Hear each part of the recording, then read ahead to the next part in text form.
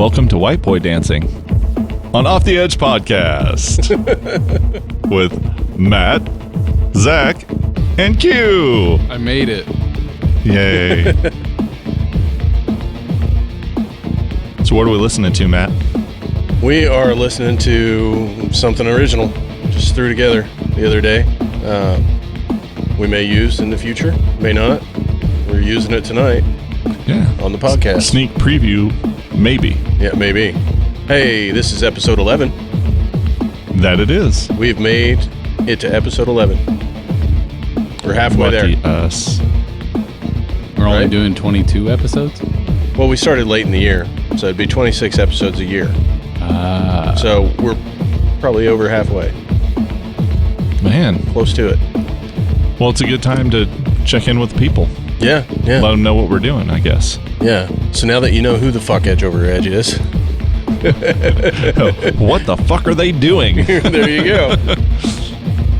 That's the question. Well, the short answer is we're working on music. Yeah. Well, we've got a lot of other things going on too. This is actually, we're recording this Saturday before Father's Day, and Quentin here just got him a little something in the mail. Woo woo. Tell us about it. Just want to show it off. It took 4 years in the making, man, but I graduated college, man. Got my bachelor's degree, polymer chemistry. Woo! Go chem up some polymers. So now, what are you going to do with that? I'm gonna work till the day I die. As the rest of us. So, we don't have any air conditioning in this place, and to keep down the noise, we turn off the fans when we record a podcast. So nobody else wanted to come because it's kind of hot in here. Well, I don't think that was the reason. No, that wasn't the reason. We had big plans to do this catch-up episode, and we were going to have our new man, Darryel Rocky, in here with us. Unfortunately, he got called into work, so I guess you're stuck with the old three, the old guard. Dude, this is like my second time on here. Like, they're not stuck with me. They're just glad I'm back. Like, Back by popular demand. hi, Alex. Thanks for the shout out. So yeah, we're chilling here, drinking PBRs like always. We're trying to get our hands ready for the end of the night. If you don't know, Poker hands. Let's clarify that. Yeah. No, we're gonna throw hands at the end of the night. It's gonna be a showdown. EOE Fight Club. There you go. First rule, is drink PBR. So we did a little thing a while back where I guess but you guys kind of got in on the chat. Tried to do a live stream and share some of the new songs that we've been working on. And whatever was going on with streaming that night, it was weird, but those songs were not played the way they were meant. Yeah. It was weird. Something with the sample rate or something going on was just screwing up the audio on the feed. The only thing I can think of is sometimes for streaming, there's what they call a variable bit rate. So it dynamically changes if there's too much traffic at one time, so it slows things down. But it was so weird because it would only affect part of the stream. So literally the guitars would do something weird and the drums were doing normal or were doing something weird, which it doesn't make any sense to me because it's just a stereo track. And then by the time we were done, we were just sending the left side mono track. So I don't know. We got rid of the evidence, and we're here to rectify that in a controlled way. Controlled environment. Yeah. So, happy Father's Day. It'll be after the fact, but to all the dads out there, hope you have a good day tomorrow. So in retrospect, I hope you had a good day. Yeah. So Quentin, what are you doing for your dad on Father's Day? I am on a podcast. And I graduated college. All right, that's a pretty good gift. That's pretty good. It's all right. Yeah. I got a thumbs up from him after I told him I graduated. He's like, that was all I got. That's what dads do. Yep. Dads do. So how are my grandkids? Oh, they're good. Atlas, our sulcata tortoise that me and my girlfriend have. She's huge. She probably Really? yeah. Wow. Still fits in my hand, but Right. considering we got her when she was like that big, she's huge. She's getting taller. She's getting whiter. Wow. She's a big girl. Yeah. Reptar is still a brat. That's our bearded dragon, and Moody. Really? Yes, he's got so much personality. So they both did okay because you were without AC for a couple of weeks. Yeah, 2 weeks, and well, the first week we were really worried about it, and then we both just kind of came to the conclusion, well, if it's already hot in the apartment, just go ahead and turn off the heat lamps that they got because they're maintaining their temperature just fine. Right. Right. Yeah. So, but we still had like a UV lamp for Atlas, so that way she could still get some like natural sun, Some vitamin D. Yeah, Hmm. something that I definitely don't get. Right. It's important, man. Yeah. Taking a supplement. Yeah, I do actually. That's good. Yeah. Yeah. Actually, there's a lot of data out there that shows people that have had COVID were vitamin D deficient. Right. Right. Oh, good. Among other things, but Or people that got it bad. you know? there was a vitamin D deficiency. Yeah. Oh, sweet. It's like can't necessarily say it's a causal thing, but there's definitely a statistical correlation between being insufficient in vitamin D and getting really severe symptoms with COVID-19. So take your damn supplements, people. It's important. Or get outside. Yeah, that'd be the number one thing. It's definitely picking up at work, man. It's crazy. Yeah. Yeah. Work is picking up or COVID is picking up? Both. Really? I mean, Whoa. everybody that did all the lockdown stuff, like our store closed early, like Right. shifted our closing hours. So that way they could disinfect and clean more and all that stuff. Well, on the freight side of things, our freight just like went through the roof because, everybody got a stimulus check. Sure. People they have a lot more free time around the house. So they're doing those side projects. Right. And so we've just been slammed with freight, just trying to keep up. But and then with all this stuff inching closer and closer every day, man, it's crazy. Yeah. So I try to look out for my team as much as I can. Just got to ride the wave. Yes, sir. If a shark gets you, a shark gets you. Yeah. Yeah. Yeah. It's a good analogy. I mean, be as safe as you can, but gotta deal with life as it comes at you. Mm-hmm. One day at a time. That's what I tell them. Yeah. Yeah. So what have you been up to, Zach? Working, being a dad, Yeah. working on some music. Yeah. Actually. Yeah, for once, like I actually got a little free time and just like by myself without these guys, like sat down and like tried to actually do something productive, which hasn't been really the status quo for me the last little while. Yeah. How exactly did that happen? You get lucky with a nap or? No, I happened to have the day off and my wife had to work all day. So she was out of the house and I had plans, with my dad and they fell through. So I had the kid in daycare. Wow. So it just worked out. It's like, I've got like hours to myself for once. What do I do? Yeah. Oh my God. So, so much room for activities. yeah, exactly. It's like, I want to do stuff. So, man, it's hard to say that there's anything special. Just been trying to keep abreast of the situations out in the world. Been trying to, be a good parent by trying to have open discussions and by example, working hard, trying to be responsible. Where's the fun in that? It's not always fun, but like you said, it's like, one foot in front of the other, one day at a time. Sir. And that's the only way we get anywhere. So, well, we've recently returned to live music performance. We had a great time at June Jams, June 6th, over east of Parsons. And coming out of that day, have a Ford Explorer, and that's kind of the go-to equipment hauler. And it was groaning when steering or making turns. So we loaded it up with power steering fluid, and it's been a good vehicle. It's been quirky from day one, and so kind of after that show, we started poking around looking, and so I'm happy to say we got a new gig vehicle. It's yeah. Ironically, it's a truck. You wouldn't think that would be a great gig vehicle, but I've shown both of them the rear portion of it, and it's got a lot of room. Matt likes to show his rear. Absolutely. Take the top up, and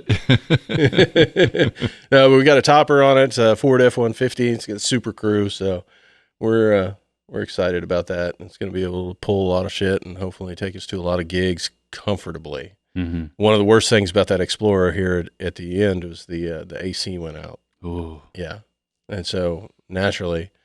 And the heat went out too, didn't it? Yeah, but we got the heat fixed. Oh, you did? Okay. Yeah, and then when the heat was fixed, the AC went out. Yeah, about the time it started warming up. Yeah. I was gonna say it was too cold to go out there and fix it. No, we got it fixed. So Colby had been driving it for a few months before school shut down. I was gonna say one of those rides back from the gig. I remember one of our gigs. I can't even remember which one it was, but it was a long distance drive one, and the no heater. All of us were just like. That was the last time at TJ's, or maybe it was Jimmy B's, but it was. Yeah, it was Jimmy B's. It was cold, and it was cold, and the heat wasn't working then. Yeah, right. That was all before the shutdown. So we've got one show under our belt for 2020, but we actually do have a few lined up, provided the numbers don't force another shutdown before we get to them. We're supposed to play at TJ Leland's in Pittsburgh with Coventry Sacrifice and Rage Is My Rival on July 10th. So not too far off. We've got something planned for August 1st. It's going to be I think over in the Crestline area, which is north of Riverton, south of Pittsburgh. Don't really have any details on that yet, other than that we're supposed to play and run sound. So there's that going. And then the weekend after that's Trauma Fest, which will be awesome. It'll be traumatic. Yeah. Headliners, we got Kira from Oklahoma City, and they always deliver. They're amazing. Incredible. Yeah. Incredible musicians. And they're just one of the many acts. So it's going to be a good day. We got bands from Oklahoma City, Joplin, obviously, Cherryville, South Coffeyville, Ghost in the Atlantic's playing. Hell yeah. Pittsburgh. I think I think just about every show we're doing in this year is with Rage Is My Rival, which is all right. Hell yeah. But there's a whole list of bands. We'll need to get Wayne on here before too long. Start talking about Trauma Fest. Yeah, definitely. Do that in July, hopefully. I was gonna say, I was like, speaking of Trauma Fest, on top of getting my bachelor's degree, I've also been accepted into graduate school. So I'm already working on my master's. I started taking classes this summer.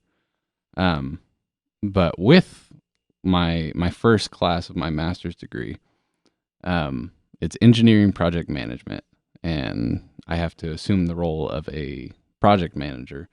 Well, for my project that I have chosen, and it can be fictional, real, whatever, just whatever you can put your mind to, I decided that I was going to be like the project manager of setting up an event like Trauma Fest. Oh, yeah. And I really broke down about as many pieces as I could break down about everything that goes into a live music event, like on the scale of Trauma Fest or, any of the other venues, for example. Sure.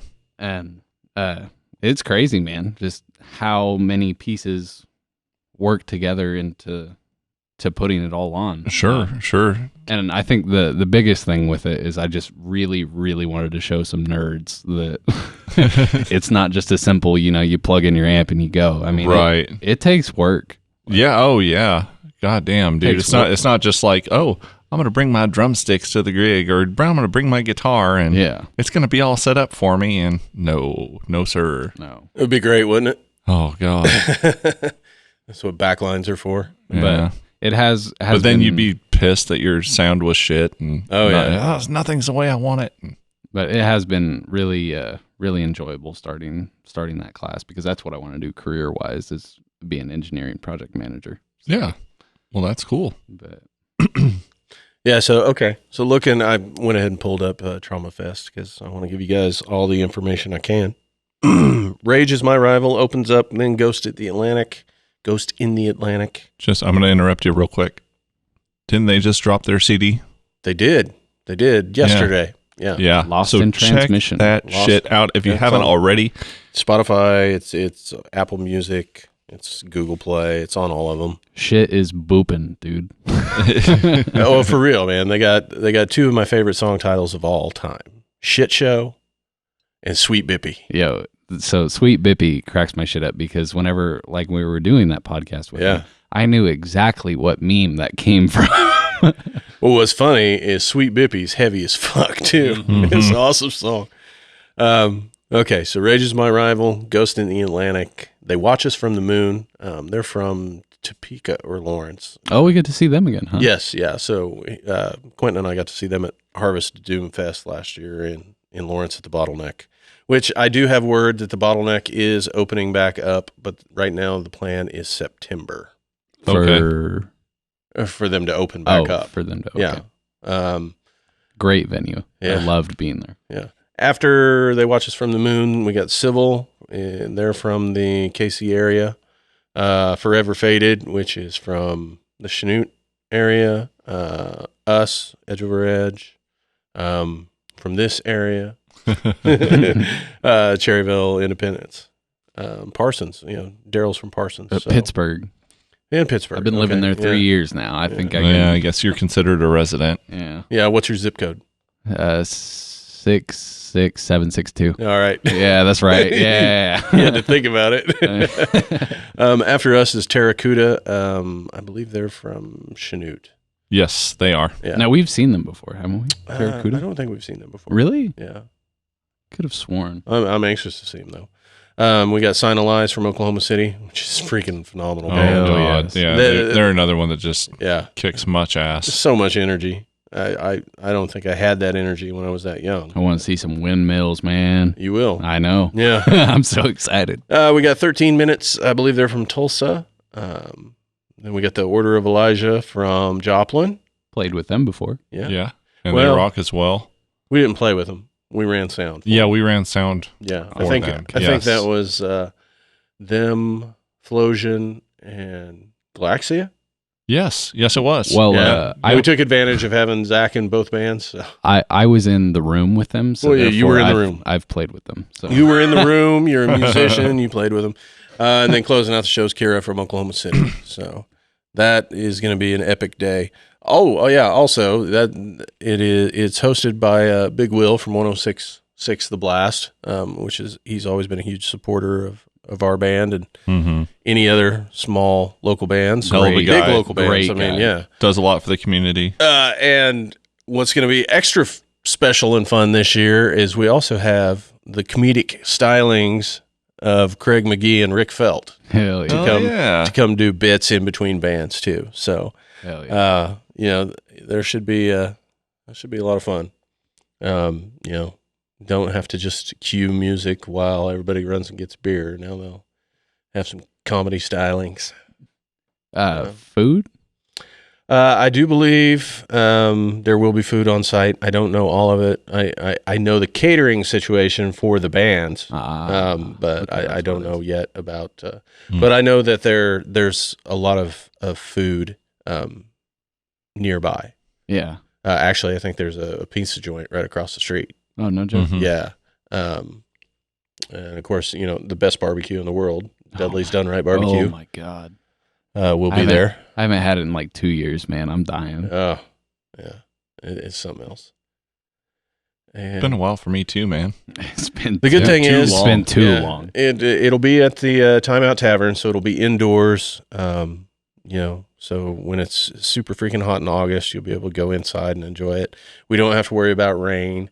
The whole reason the event got moved indoors last year was because of the threat of rain, and I think it did actually rain. Yes, it was like midday it rained, but the bar had a great time, made some money, and they were like, "Yeah, let's do it again." So it was like, okay, cool. That takes a lot of stress, worrying about the weather and having to line up a stage, and I think we may be providing some sound support. I told them that we weren't going to run sound. Okay. But if they needed like the powered subs or something like that, we could probably haul those up there. We got to figure that out in the next couple of months. But I'll move. We got some time. If they ask me questions, man, I just play. Yeah, I just make these things rumble. I'm the boom boom man. Oh, that's the thing. I've been rewatching Avatar: The Last Airbender, not the movie, the series, and that made me think of Something wrong with the movie? Sparky Boom Man. I forgot about that thing. So there was a meme I saw the other day. It cracked my shit up. It was like a book. It was like Avatar: The Last Airbender, right? Yeah. And it was like how much plot and all that stuff, right? And then right next to it, there was a book that was about this big, and it said Avatar: The Last Airbender if Momo had a gun. I was like, yeah, that would have really shortened the story, right? I saw a good one that the punchline was something about Appa, and I can't remember it. So never mind. I didn't say anything. I know to the people out there that don't know much about it, it's a cartoon, but it's one of the best. It's not a cartoon. It's art, man. It's one of the best shows you'll ever see. So really is character arcs. Yeah, everything. Exactly. Like I've probably said this before. If I have, then fuck off. I'm gonna say it again. The plot could be lacking, and the characters could be well developed, and I think it would be a successful thing. But this has a great plot, and it has very developed characters that progress for even what you might consider a throwaway episode or a filler episode. Right. Still advances a character or some kind of arc in some way. Like nothing is just disposable. No, right. It all adds to. Yes. I mean, Dad and I's favorite episode is a completely side. It has nothing that ties into the plot directly. Like it's all just character backstory. Yeah. And oh my God, it's my favorite episode. Ever since they put it back on Netflix, I just went through and found that specific episode because it's so good. Yeah. Just got a lot of great life lessons in it. Yeah, I saw somebody had posted. It was like a three panel breakdown of the value of the show. I mean, the diversity of the characters, the strong females throughout the and it even mentioned there's even the one-off stories add some value to it, and it's just really really good show. I'll probably watch it again. I think we need to do a Secret Tunnel cover. Secret Tunnel. You use it for an intro song. That'd be a good one. Yeah. Yeah. Well, kind of my life in a nutshell here lately. I mean, considering it's Father's Day tomorrow, one of my favorite memories with my dad is I actually watched all of Avatar: The Last Airbender. He and I watched it together when it first came out on Netflix. How many years ago? Like a long time ago. It was on and then it was gone. I was like, no. And both he and I just committed to we won't watch it unless we both watch it. And we watched every single episode all together, and it was a good time. Yeah. Yeah. So he's been telling me about the Legend of Korra, which I haven't watched yet. Because it's not on Netflix. Well, I found out it's on CBS All Access. Oh, okay. And so CBS All Access has a 7-day free trial. So I started that today. Mm-hmm. I'm going to watch all 4 seasons in this next week. And I really, if I have extra time, then I will watch Picard so you can talk to me about it. I did the same thing to watch Picard. I was like, 7-day free trial. I could do this. But right? I really got to give praise to Legend of the Korra too, because I mean, don't go in expecting Avatar 2. No, yeah, it's not. But it is just as good. It is good in its own setting. Right. Yeah. And it's been good so far. I think I'm 5 or 6 episodes in already. That's my Father's Day plan tomorrow.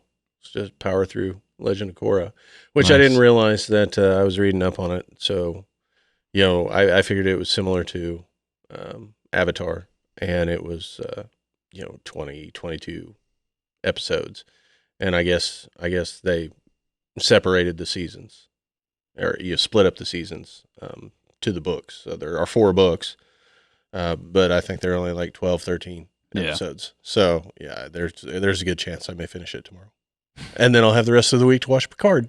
Yeah, there you go. I've been watching. I'm getting into the 2nd season of Ozark. I've heard a lot of good things about it. Yeah, me too. Oh, dude.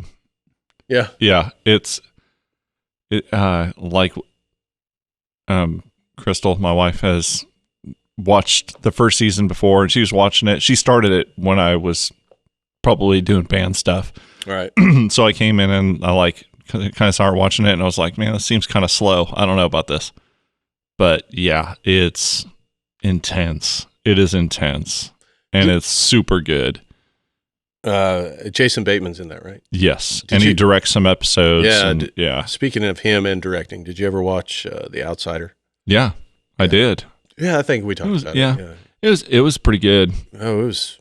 Yeah, I liked it. it was dark. It was very dark. It was. Yeah. Oh yeah. I'm glad. I'm glad I listened to, or no, I haven't listened to the story yet. But sometimes it's because my mom reads Stephen King, and he's my hero because he always puts out something that I can get her for Mother's Day or her birthday or Christmas. Yeah. When he's gone, it's gonna be horrible. But so she reads all that, and of course she told me, it's gonna happen. Even in a miniseries, it left out a lot of stuff. Sure. But I'm glad to watch it first, and then go back and get all the extra stuff. I mean, because I enjoyed that season immensely. Something I like about doing things that way is that you kind of, especially if the series is well done, you kind of have that visual of what the scene looks like and the characters. And when you're reading the story, it's like you can see those actual people doing the things. Yeah. Oh, it's kind of neat. It was like you and I's conversation about Legend at Dritz. Yeah. Like his combat scenes are so descriptive, and you can see it. Yeah, you can see move for move. He explains so detailed how the combat happens. Really good. Yeah. So R.A. Salvatore. Yep. Good old Bob. Yeah. But that's badass. Speaking of actors, in Legend of Korra, I think it's like season 2 that you'll run into it. But Aubrey Plaza. I saw she was in the cast. Voices a character. I absolutely fucking love her character. Well, you know who did the voice of Mako? Who? David Faustino. Oh, really? Bud Bundy. Yeah, Bud Bundy. Exactly. Yeah, he's Mako. Yeah, cool. That's awesome. Yeah, but there's a stacked cast. I mean, it's when you go through it. But it's great. I was telling Quentin earlier, I watched that first episode, and there was Grand Katara, and I was like, yeah. They call me Grand. Yeah. Like, especially after just finishing, Avatar. Like, right. Dude, it happens the whole series. But yeah, I mean, like second episode, or hell, it may have been the first. No, it was the first one, because that's when she goes to Republic City. And I don't want to spoil a damn thing, but Okay. I cannot wait until you see a certain character. Okay. And then that's the one you said I'll know. Yeah, you'll know when you see it, because it gives off some strong Star Wars vibes. Oh yeah. I love it. I absolutely love it. Nice. Like, I'll come back on an episode and then I'll talk about it, but I'll give a bunch of spoiler alerts, like. Well, honestly, aside from Avatar and some movies here and there, I really haven't been watching a lot. We keep talking about different things that we should watch, and it's like, man, finding the time to do that, and maybe I will, maybe I won't. Shit, I've never watched an episode of Game of Thrones yet, so. You know what Yeah. I started? I started watching the Eric Andre show. And what is it? The Eric Eric Andre? Andre show. And it is the most off the wall crazy shit you will ever see. The Eric Andre show? Yes. I have no idea what this is. Highly recommend it. It's on Yes, please, sir. Yes, please. Highly recommend it. It's on Hulu. Okay. And I'll just be honest with you, you're probably going to lose brain cells watching it. But it is so off the wall, absolutely insane that half the time I'm watching it, I'm like, I can't believe they got away with putting this on live television. I mean, it was on Adult Swim, to be fair, but that's what I've been watching. So, right on. Aside from that, I mean, just work and sleep, man. Work, sleep, schoolwork. Just grinding away. Yes, You guys sir. watch either one of you watch the movie Underwater? Mm-mm. No. Kristen Stewart. It's kind of like Alien. Underwater. Okay, I know what you're talking about. I haven't seen it yet, but yeah, I remember the previews for it. It's very Lovecraftian in creature design. Really? Um, Got some Cthulhu's in it? Pretty much, yeah.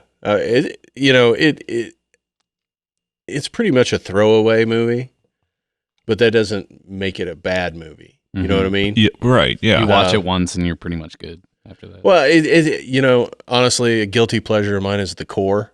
Yeah. Yeah.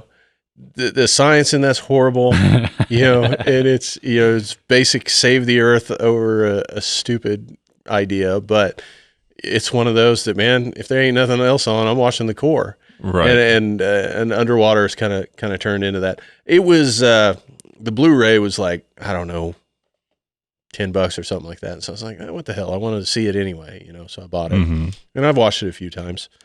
Well, it must be pretty good if you watched it a few times. Yeah. Yeah. I mean, As many movies as we watched, yeah. If we give it a double take, it's pretty good. for sure.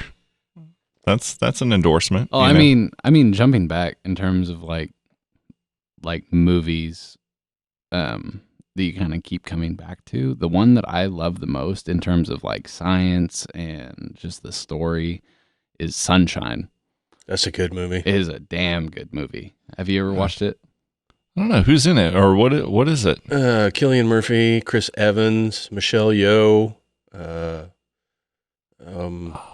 I want to say that I have. Basically, they're the on a plot mission is to restart the sun. Yeah, the sun is dying. They're gonna send like a cosmic shit ton of nukes into the sun to like kickstart it. Yeah. Okay. Yeah. And Maybe I haven't. Maybe it's a suicide mission. Like they know that they're not coming back. Well, it's not. It's not a suicide mission. Oh, really? Yeah. No, it's not a suicide mission. Sorry, spoiler alert. I didn't mean to. It's actually the second attempt because the first crew failed, and so like this is the humanity's last hope because they mined every last little bit of plutonium and everything to get these nukes. But on the way there, there's a whole other fucking plot that happens. yeah, on the way there, they find the original ship. Oh, I think what I really loved about like the science behind that movie was like their greenhouse like bay like in their ship. It's like just plants upon plants upon plants of like generating oxygen for the ship, and I'm like, oh shit, never thought that you could just make oxygen in space. Like, it's on the show The Expanse, which is really freaking good, and I'm really looking forward to a new season of that. Yeah, they have similar ideas in that show. it's fucking cool, man. Yeah, for sure. Well, and I mean, yeah, the science is there. 100%. Yeah, I mean, we exhale carbon dioxide to feed the plants, and the plants produce the oxygen. You just create your own ecosystem, and that's how the planet works. It's fucking cool, dude. Yeah. As soon as I saw that, I was like, I had never once thought of that as an alternative.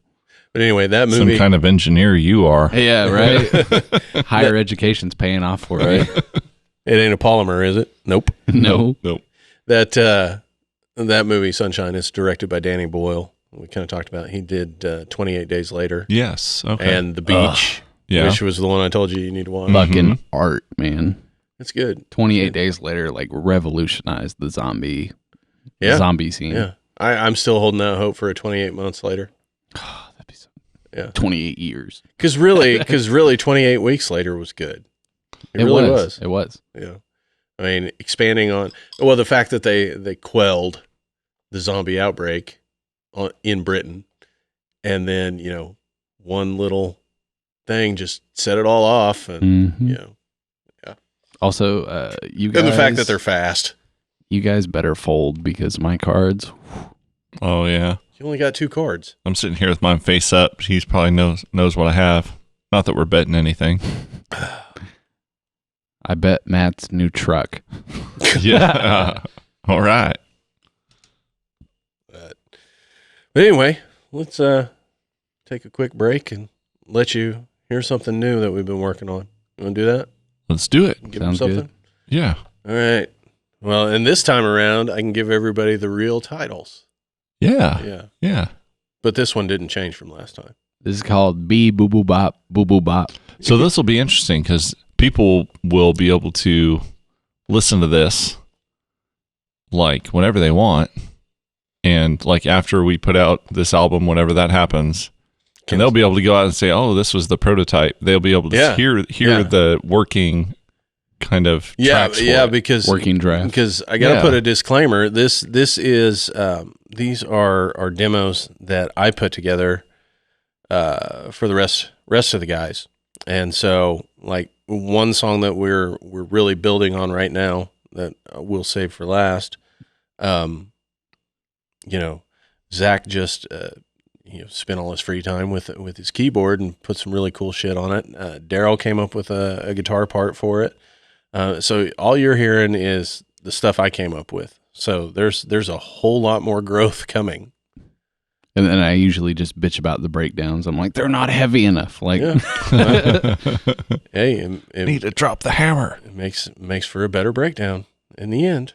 So, all right. So what are we starting out with? Let's start out with Legacy. yeah. All right. And that fucking breakdown. When you hear the breakdown and it's heavy as shit, you have Quentin to thank for it. Yeah, I bitched and moaned for like 2 weeks about changing it. So, well, it has the most versions.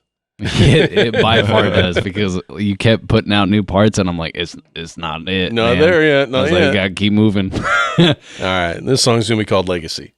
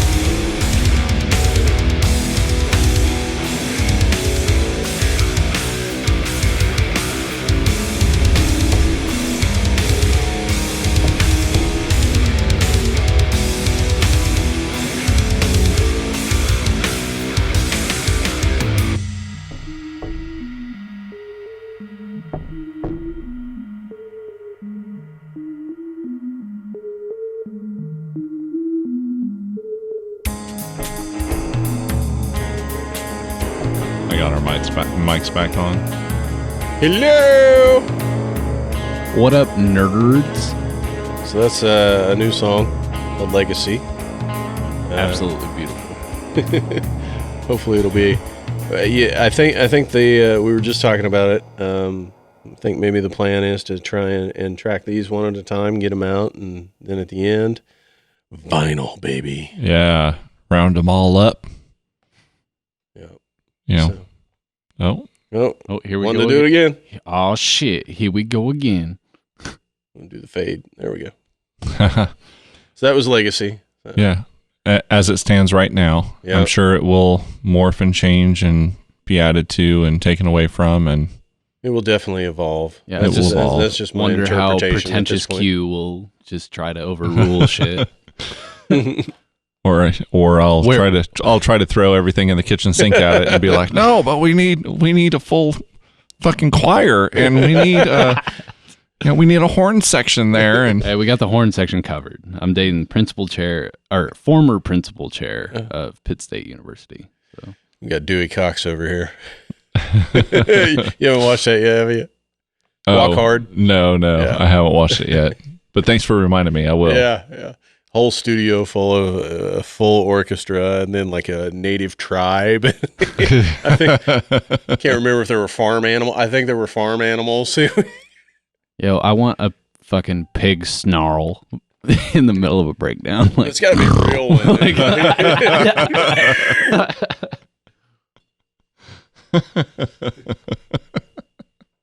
I'm just thinking about fucking having farm animals in the studio. That's great. Right? That's good shit. That would be incredible. can I get a live mic on the pig? Well, what was it? Bucket? Tweak that ram's nuts a little bit. Really rile him up. I think what Buckethead one that required a chicken coop be built in the studio during Guns N' Roses tracking. No shit, some weird shit. I think Wow, does it on purpose, but We just have to up the budget. We have to just demand the most outlandish shit. It's like, I want a live scale Millennium Falcon for the music video. Like that. from who? Oh, yeah, I mean, kind of self-contained here. Practical effects, man. Oh yeah, absolutely. Well, you already told me that you are very familiar with how they recorded like the stormtrooper sounds, like their blaster sounds. Yeah, with like the wires and shit. Yep.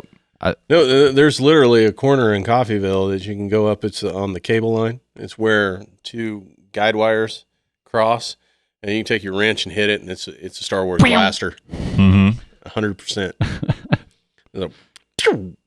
We need to record awesome. some of those sounds. Actually, I had Brent go up. No shit. From Project Revolution. Right. I had him go up and record that, and that's actually in Strange Days with Bob Valentine. No shit. Yeah. When Alex is Yo, 6 feet, motherfucker. I got a drinking problem. Sorry. I think when Alex is blasting the Nerf blaster, that was the sound I put on there. Love it. Obviously, it wasn't in a controlled environment. I had Brent go up there with his phone and his record iPhone. it. So, not the greatest, but it worked for that. Practical effects are the best effects, man. Uh-huh.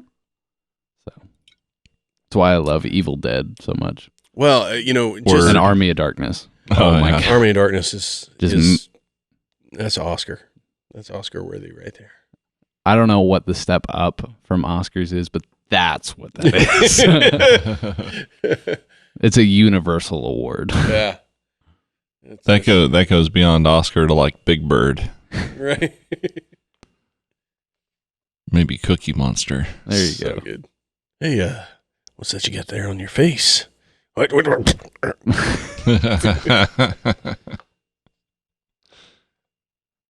never reach the Necronomicon. You'll die in the graveyard before you get it. Klaatu Vrata.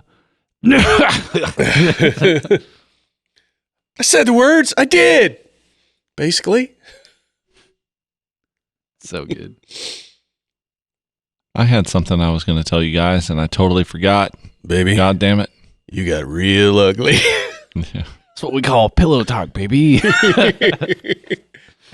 Just close the door. What, you born in a barn? Yeah, you probably were born in a barn. Dad and I could literally quote that movie line for line. Like, we just... It's good shit. You're in charge of two things. Jack and shit. Okay, so I used that at work the other day. Yeah. It was the best shit.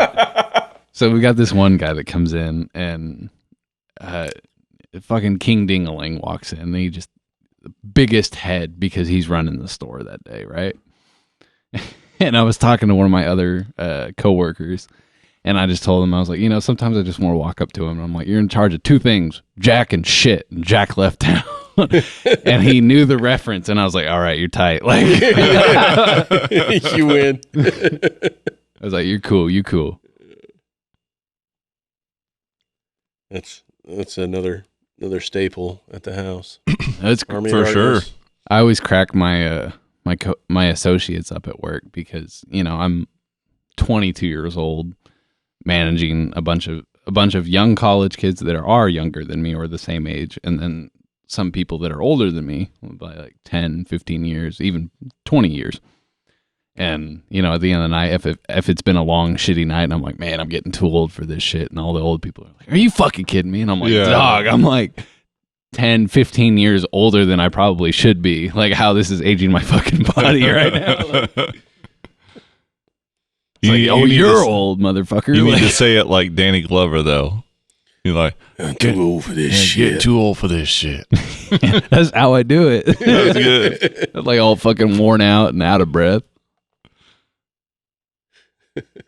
Wispy voice. Yep. Those are great movies too.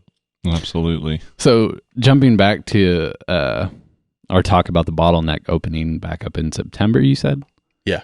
So the funny story about like whenever Dad and I went up to that venue, I ended up getting absolutely plastered. I'm so shocked. Yeah, big surprise, right? But Dad ended up taking us out to IHOP after that whole venue and all that shit. And I was like in and out of consciousness at that point. And all I remember from that experience was like I'd be really fucking loud in IHOP, drunk off my ass, and I'd just occasionally hear a shh from Matt, and I'd be like, "Oh, okay, fuck, sorry." Like, bring it down a notch. I was just laughing my ass off, just drunk as shit in an IHOP. Like, oh man, I will go to IHOP late at night any time possible. So I'll be honest with you, I'm more of a Waffle House man myself. It's the more ghetto IHOP in the middle of the night. Like, oh, definitely. And I love it. Like, you walk into Waffle House, you're scared you're gonna get stabbed, but that's the appeal. Like, well, see, we used to have this thing in Coffeyville. Shit, what was it called? It was a truck stop. The Bailey's? Is that right? I have no idea. Brooke would be able to tell me. Yo, I love Bailey's. Can't remember. Shit. I'm going to lose my Coffeyville street cred. Yep. Yeah. You're banned. Yeah. For life. You get done with a Dalton House, man. You go eat there and you eat a whole bunch of fried potatoes and sausage. All the breakfast was served, at 2 a.m. And, yeah. It was good. Good. I have never done the gauntlet at Pittsburgh. I've never gone to 505 and then gone to like all the other 311 and then to Moore's, all that stuff. I've never done that. Yeah. Because apparently after you run that gauntlet, you're supposed to stay up all night, keep drinking, and then go to Bob's Grill in the morning. Don't get me wrong. I love Bob's Grill. Bob's Grill is good. It is good shit. It's a small hole-in-the-wall diner. That's kind. Holy shit. But I've never ran that gauntlet. Maybe one day. I lived there 10 years, never did it either. No. But I think I have, obviously not all the bars that are there now. Right. Sure. But I'm pretty sure I have hit every one of those bars that were there when I was there. I've been to every one of them except 505. Yeah. The pool hall. Right. Yeah. Which is weird to me because Callie loves to play pool.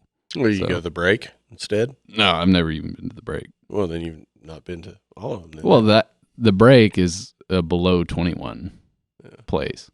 They still serve beer, though. Do they? I think so. Huh. Yeah. They have like a beer garden inside kind of thing. They've got like a separated section. I told you the story about how I almost got arrested outside of one of our TJ Leland gigs, didn't I? Probably, but I don't remember. So, I was under 21. You do whatever you dumbass kid does, and you have your friend that is 21 go buy you alcohol. Well, we had a gig that night at TJ Leland's, and in that parking lot, I thought it was the fucking most brilliant idea to transfer the alcohol. Oh, yeah, you did, yeah. From the person that bought me the alcohol's car into a cooler and then put it into my car, which were right next to each other in the fucking parking lot. And headlights roll up behind me, and next thing I hear is, y'all 21? And I look like deer in the headlights. I'm like, oh, yeah. I'm like, yes, sir. And it's a cop. And he looks at me and he says, I'll tell you what, you throw that back in your car. I didn't see anything. I said, yes, sir. And I fucking threw that shit in there. I slammed the door. Come to find out, he's one of my coworkers at work. Oh. He was a former cop, and that was the gentleman that did that.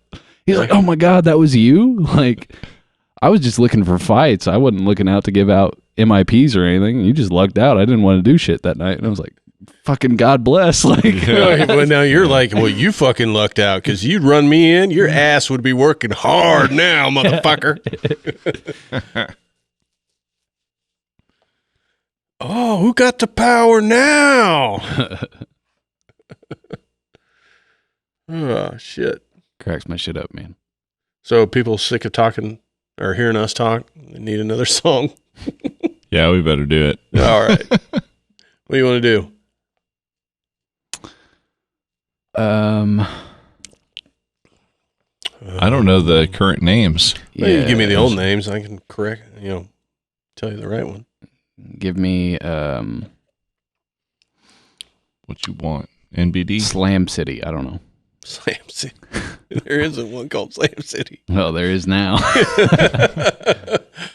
I do not know the names of them either, aside from A Quiet Anger and well, we're gonna get to that one last, and that new name has kind of a special meaning. So okay, we'll talk about that. What was we won't go quietly.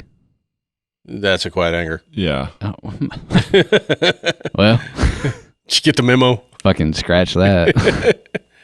How about Left Wanting? That was formerly known as Swingtown. Swingtown. Right, let's do it. Okay, right. Slam City was Swingtown to me. That's the one I meant. All right. This one is called I about said Swingtown again. No. Left Wanting. So here we go. Here we go.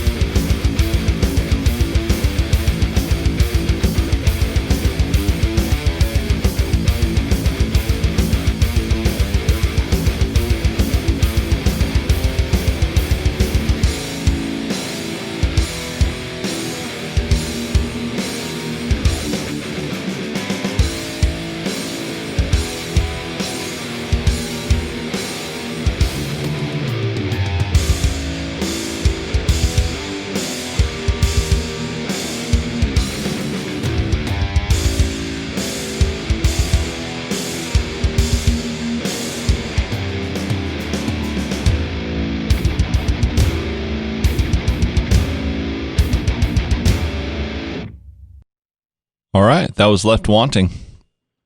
And hopefully you're not left wanting. Hopefully you are left wanting more. I was going to say, it was like, more. Please, sir, may I have some more? Yeah, you can have some more from thebeardstruggle.com. Get all your beard grooming needs. Yeah, brushes, hot irons. Yo, they oils. sell hot irons? Yes, they do. It's cordless, too. It's nice. Dude, I need that shit. Yeah, me too. I'm planning on getting one.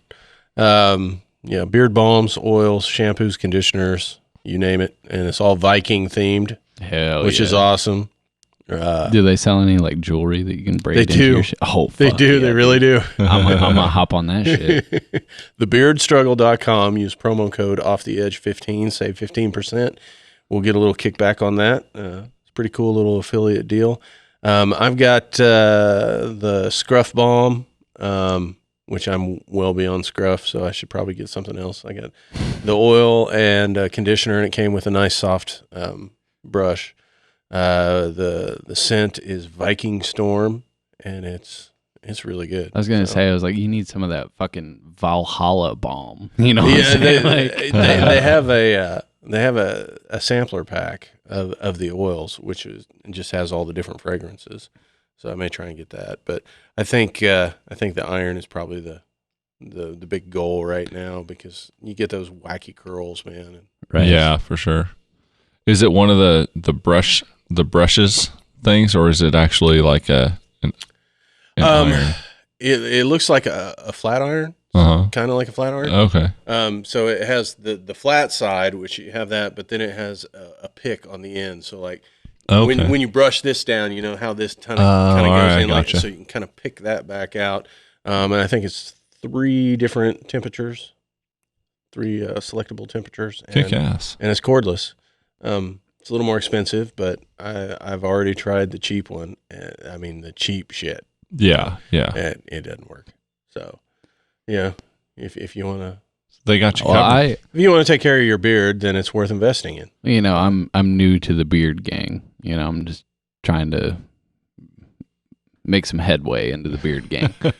Well, they got a lot of stuff. It's thebeardstruggle.com. Hop on there and just check shit out. But you know, I sleep ugly, like the most ugly sleeper you could ever imagine. I snore. I'm like, I'm drooling. Like, you wake up, just your beard's like, yeah. I wake up in the morning and it's like 90-degree angle, like to the right, like depending on how I slept.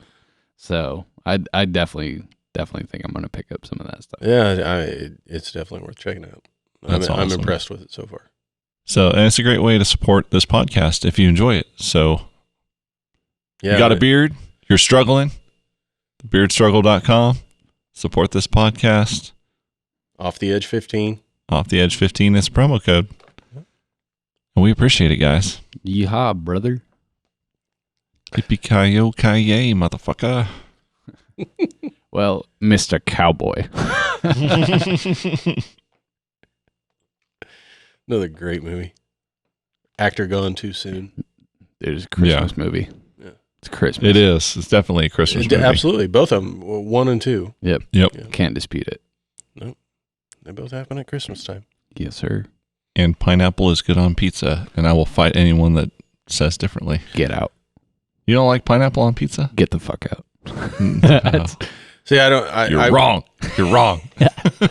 I will not go out of my way to request pineapple on pizza, but I'll eat it. Yeah, if it's pizza, I'm gonna eat it. Yeah, I've never had pizza with anchovies on it, but I'd try that. But shit. if it's pizza, I'm gonna think, if that's the only one there, I'm eating it. Right, I'm eating it. But well, it was even, it was like at work the other day. There is one associate on my freight team that loves pineapple on pizza. Yeah. And I made an effort to order that specific pizza for the freight team to show appreciation. You guys have been busting ass with all this COVID shit. Right. But they gave us 2, and I let the whole freight team pick it out, all that stuff. And I got stuck with it, and I was like, motherfucker. I still ate it. Yeah, it's not bad. No. Not bad in the least. No, I mean, it's similar to, I don't know if anybody's ever had Waikiki meatballs other than my dad and I, but Yeah.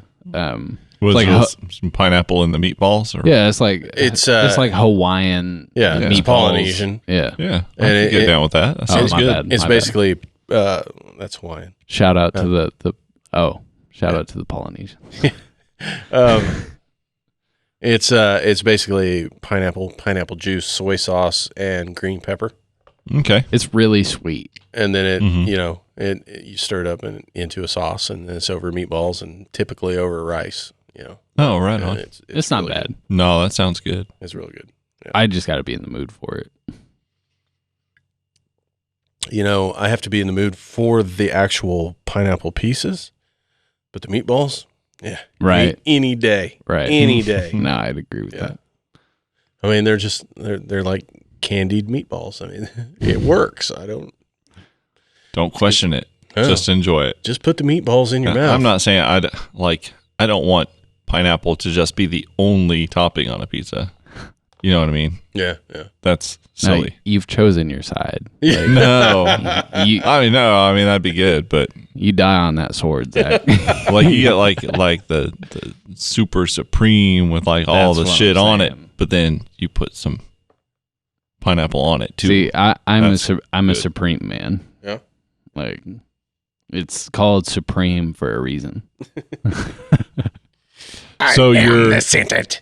so you're saying you're a white supremacist? Whoa. No way. Is that what you're saying? Whoa. You got me all wrong, Chief. I'm going to start a rumor about Clinton on this podcast. Hey, Bro. Chief. I'm going to start. Bro, pizza's Italian, so Chief called, said that ain't it, man. Like, All right. fuck 12.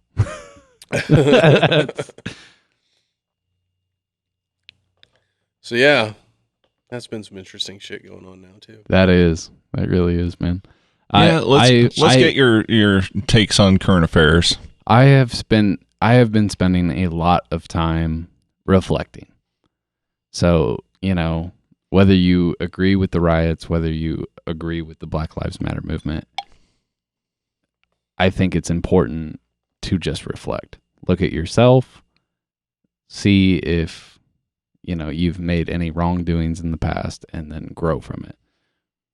So I know a lot of people that do support the Black Lives Matter movement. Some oppose the riots. And, I think what's hard about this is that it's overshadowed. Like the people that are out there trying to be heard, trying to have a voice, are being overshadowed by people that are trying to take advantage of the situation. Mm-hmm. And it just puts a bad taste in everybody's mouth. Sure. And it's such a complicated thing. Because you can't group all people into one thing, right? I mean,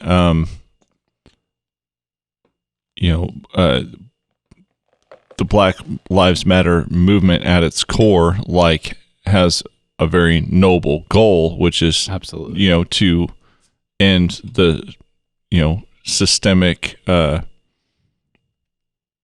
injustice against Black people. And it's not like that.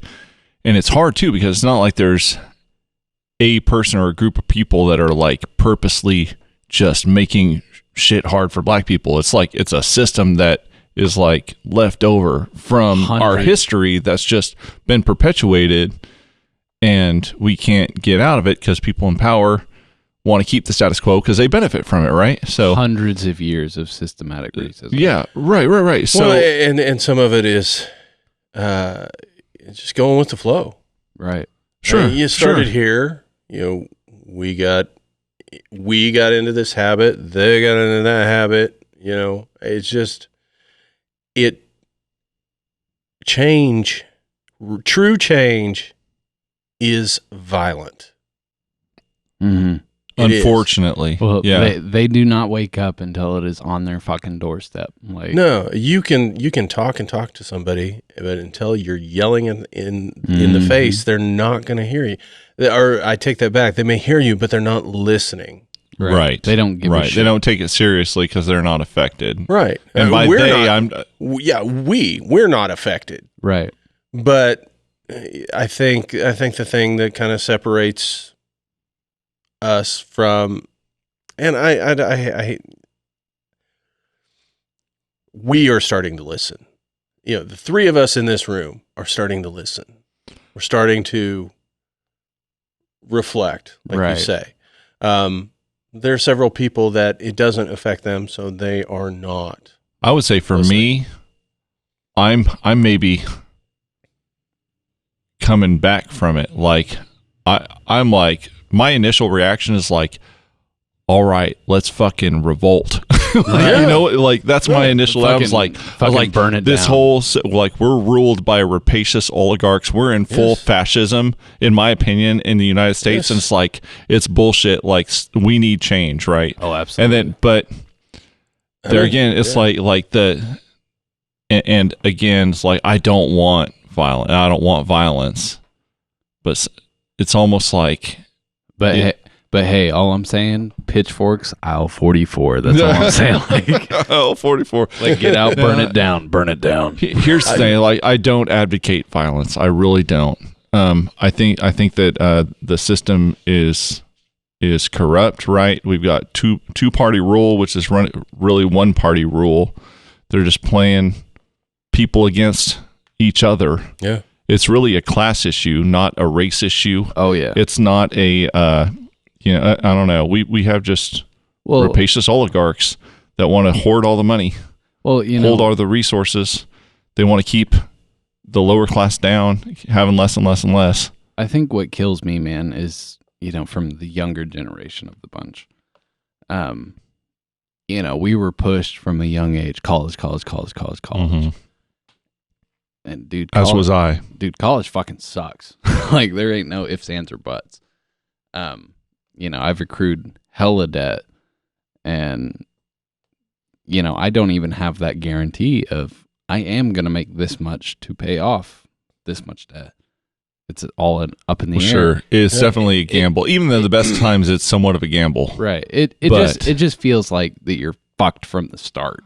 Yeah. Yeah, and that's by design. It's by design. It's absolutely by design. Just remember that money is not real. Right. Our gold standard fucking out the window, dude. Like, yeah. I mean, if we cut off the current currency and issued a new currency based on our gold reserves, could you imagine what that would do to the top 1%? It would bankrupt them instantly. I think so. I think there's something that's really interesting, like, going to divert a little bit, is the, like, internet currency, right? Mm-hmm. Like, there's an are you talking about like Bitcoin? Bitcoin, yeah. Similar to Bitcoin. But even, like, I play an MMO that has been around for like 10, 20 years now. God, you're old. Yeah, I'm fucking ancient, dude. RuneScape, right? So there's two versions of RuneScape. There's RS3, which is like the newest version, like the most up to date, blah blah blah blah blah. And then they also reinstated old school RuneScape, which is like what I grew up playing. Yeah.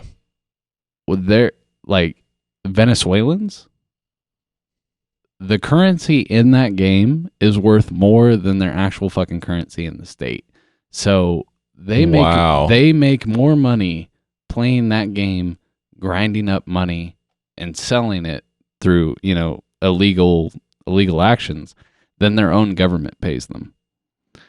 And it's just fucking crazy at the fact that this digital, like, you cannot physically touch this shit, is worth more than their government. Like, it's fucking crazy. I've been saying it for years, and I just for the life of me can't believe that the forefathers didn't have enough foresight. There should be a constitutional reset button. There should be something in there that says, the people say, y'all need to get the fuck out. We're starting over. I think what kills me, dude, is, like, the NASCAR just announced that they've completely banned the Confederate flag, right? Right. Yeah. And all these hillbillies are like, shit. It's not hate, it's fucking heritage. You know what I mean? Like, heritage losers. Yeah. But that being said, you don't fucking see someone driving downtown with their fucking big rig truck with a fucking Great Britain flag. Like, it's not hate, it's heritage, you know? like yeah, it's so weird. Or that's a weird thing to me. Well, and I mean, even look at people have tried to explain how that means something to people, and I don't get it. It doesn't. The bottom line is it's been there, and people don't like change. Yeah, people don't like having their freedoms infringed upon. Which, yeah, okay, there's that. But I agree with that. Do you see a bunch of Germans celebrating the Nazi flag? Right. That's exactly what I was going to say. I was like, in Germany. Here's my view. It's like if a private company wants to ban that, yeah, that's their right. That's their freedom, right? Yeah. They're an organization. They get to make the rules within their organization. Okay. Like, as far as laws banning it and whatever, it's like I kind of feel like the best speech against wrong speech is right speech, not banning it, because that just kind of gives it almost like a martyrdom and like kind of a power. You know what I mean? I would agree to a certain extent. Yeah, to a certain extent. But I mean, why should the Union acknowledge the Confederacy? I totally agree. What I mean? Totally agree. But so for me, that flag is the battle standard of the Northern Virginia Army. It's not even the flag of the Confederacy. Right. And the Confederacy only lasted like 4 years, 4 or 5 years. Yeah. And it's like you're saying that your whole heritage is based on that 5 years of flag that didn't even represent the whole thing. Oh no, it's all about the rebel soul. If your ancestors fought for the Northern Virginia militia under that flag, and you had it, maybe that's the only reason I can understand having that strong of feelings for it. Maybe, and then I'm just like, really? But even it's because you're told you can't.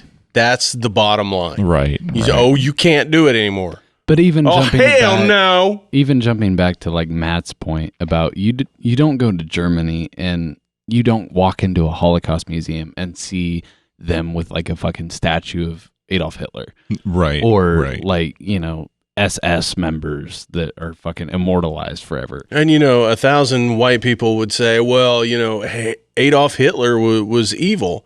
Sorry, so was slavery. Yeah. Yeah. I mean, yep. Well, I watched Django Unchained again for the first time. I just watched that for the first time a couple weeks ago because it is one of I was just way behind for whatever reason. It is one of Quentin Tarantino's best movies. I absolutely that's great shit, dude. It's so good. The mask scene. Yeah. Oh my god, that's so funny. But don't ask me for anything again. But I definitely think that it speaks volumes. The fact that like I read an account that like Leonardo DiCaprio can't watch that movie again. No, he absolutely hates himself. Yeah, sure. He played the most absolute nasty, hateful Southern slave owner that you could play. And he fucking hit the nail on the head. I want to know what Samuel L. Jackson thinks of his character in that movie. Yeah, can he watch that movie? Because that would be rough. Yeah. That would be hard. Honestly, I think they can. If they lived and breathed this shit. Did they live and breathe it that hard? Of course not. No, right. But it's every day for these guys. You walk out the door and you walk down the street and you have to second guess every look you get, and not just from white people. Right. It has been so ingrained in society that black people will second guess black people walking into a convenience store. I mean, it's wrong. I mean, well, and I've had a lot of conversations with my black coworkers just because I'm trying to educate myself and just grow as a human being. And I've looked back at all of my shit that I've done in the past, and I'm like, I've made a lot of stupid decisions, because I was young and dumb. I didn't know better, growing up in a small town in fucking Midwest Kansas. But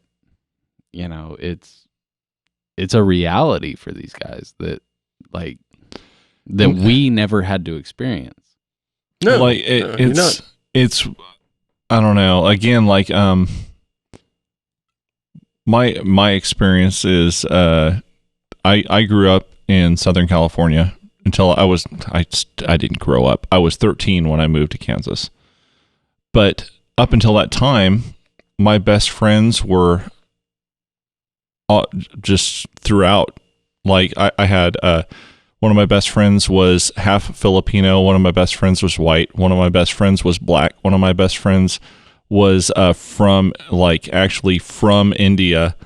One of my other friends was from his parents were like ambassadors for Sri Lanka. It's like, and then in my school there was like everybody was just all commingled. So it's like I truly and one of my best friends when I was real little was a black kid from Canada, and it's like I honestly didn't see any difference. Right. You know what I mean? It's like people were people, and so it's like I was kind of raised with that mindset. For one, moving here, there's we're a little more homogenous, a little more isolated. But did it shock you about like that type of separation? Like it was kind of a new concept to you because it was so like everybody's the same. Like, what's the fucking problem? Yeah, it really blew my mind. I'm sure that there are racists around the area that I was born and grew up till I was 13. I'm sure that there are racists there. I didn't experience that, and I give that credit to my parents for raising me to not, see that. But Absolutely. Moving here, it's like, there's people that, would use the N-word casually, and I'm just like, what is going on? It's like freaked me out. So it's like, I don't know.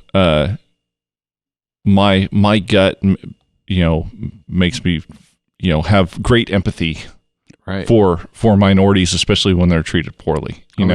When this murder went down and everything, it's like on top of COVID, and then the government basically taking that opportunity to shut down everybody and just steal all the money.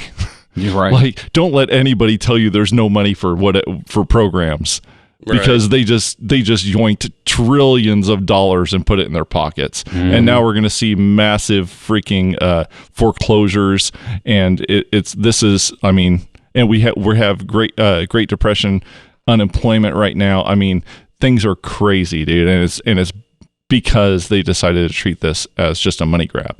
So and then the spark that lights this hayfire is a black man, being murdered. I don't know any other way you could really say that. Just murdered by police. And then you have peaceful protests. Then you have, the police doubling down and just going full freaking fascist, just beating people. For no reason. Beating people.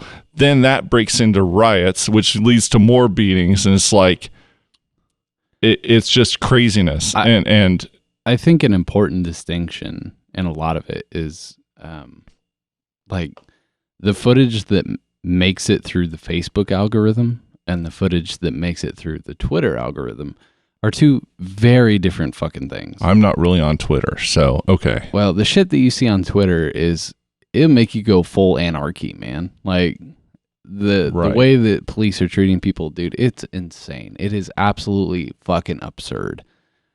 And let me say this. I mean, dude, there's so much to talk about this, and so I think we need to like kind of pick it apart a piece at a time, right? But all right, so let me say this about the police. Like, we need the police. We need a police force. I gave you background, like how I'm with the Black Lives Matters movement at its core. What it's fundamentally saying, like, there's things systemically wrong. We need change. It's unfocused and it's chaotic right now, which is a problem. Right. But I like that there's energy and that there's people wanting to make change, right? So I like that. But like, defund police, I can't get behind that shit, dude.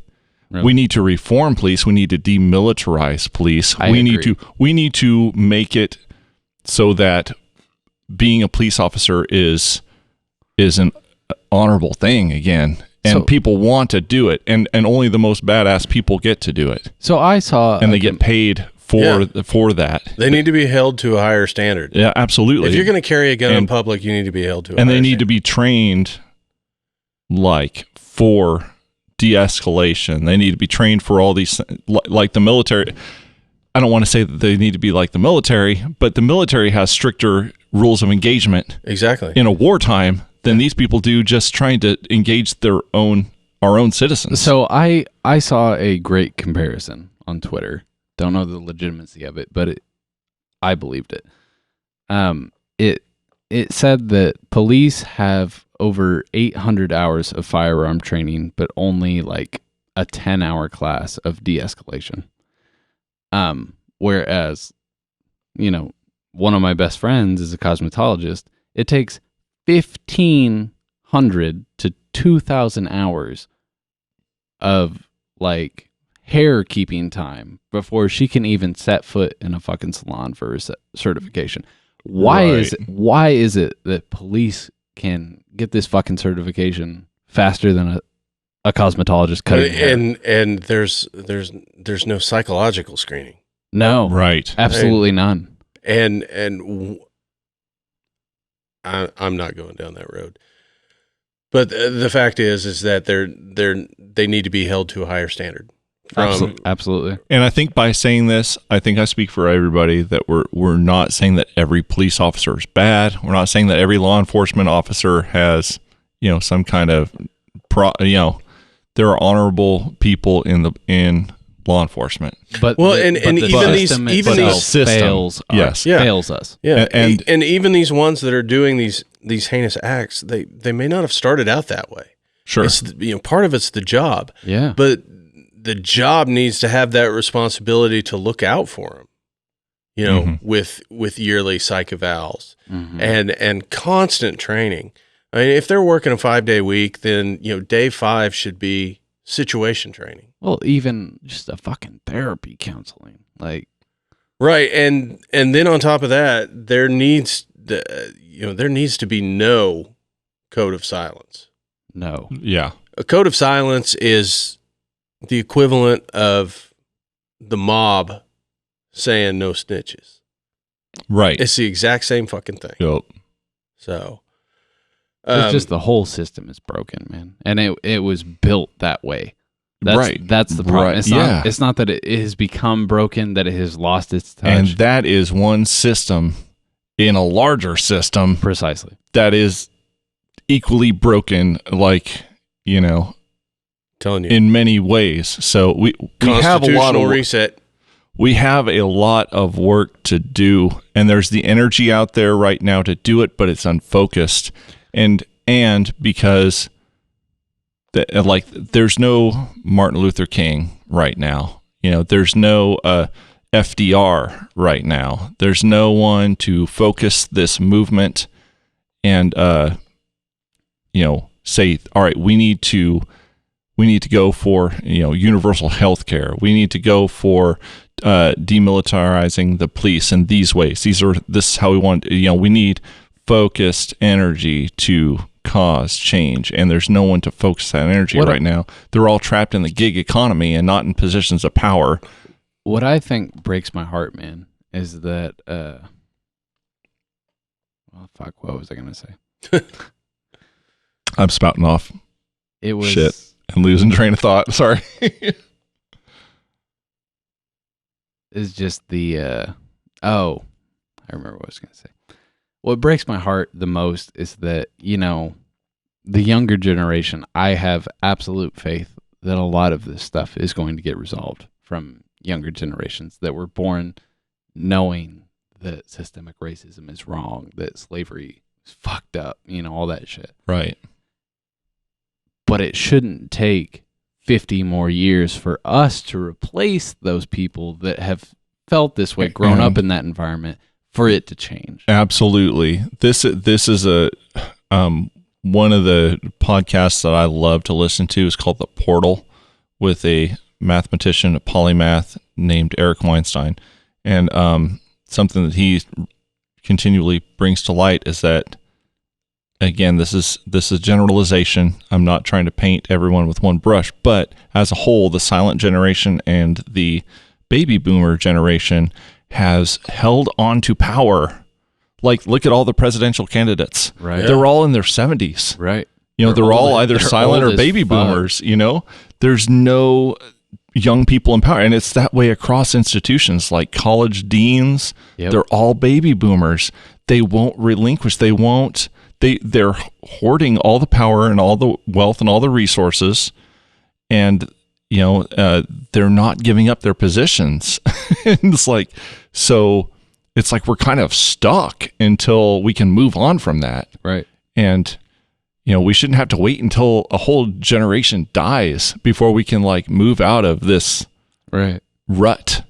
But unfortunately, that's where violence comes in. Yeah. I mean, yeah. All right. It's inevitable if you don't give us the option to change. We've critiqued the status quo. We could go further, I'm sure. Oh yeah. You know, here's the danger. Let's go the other way for a second, okay? Well, we can get into a lot of things, but a lot of things. Shoot, variables. Right. Because this is unfocused, people just want change. People are emotional.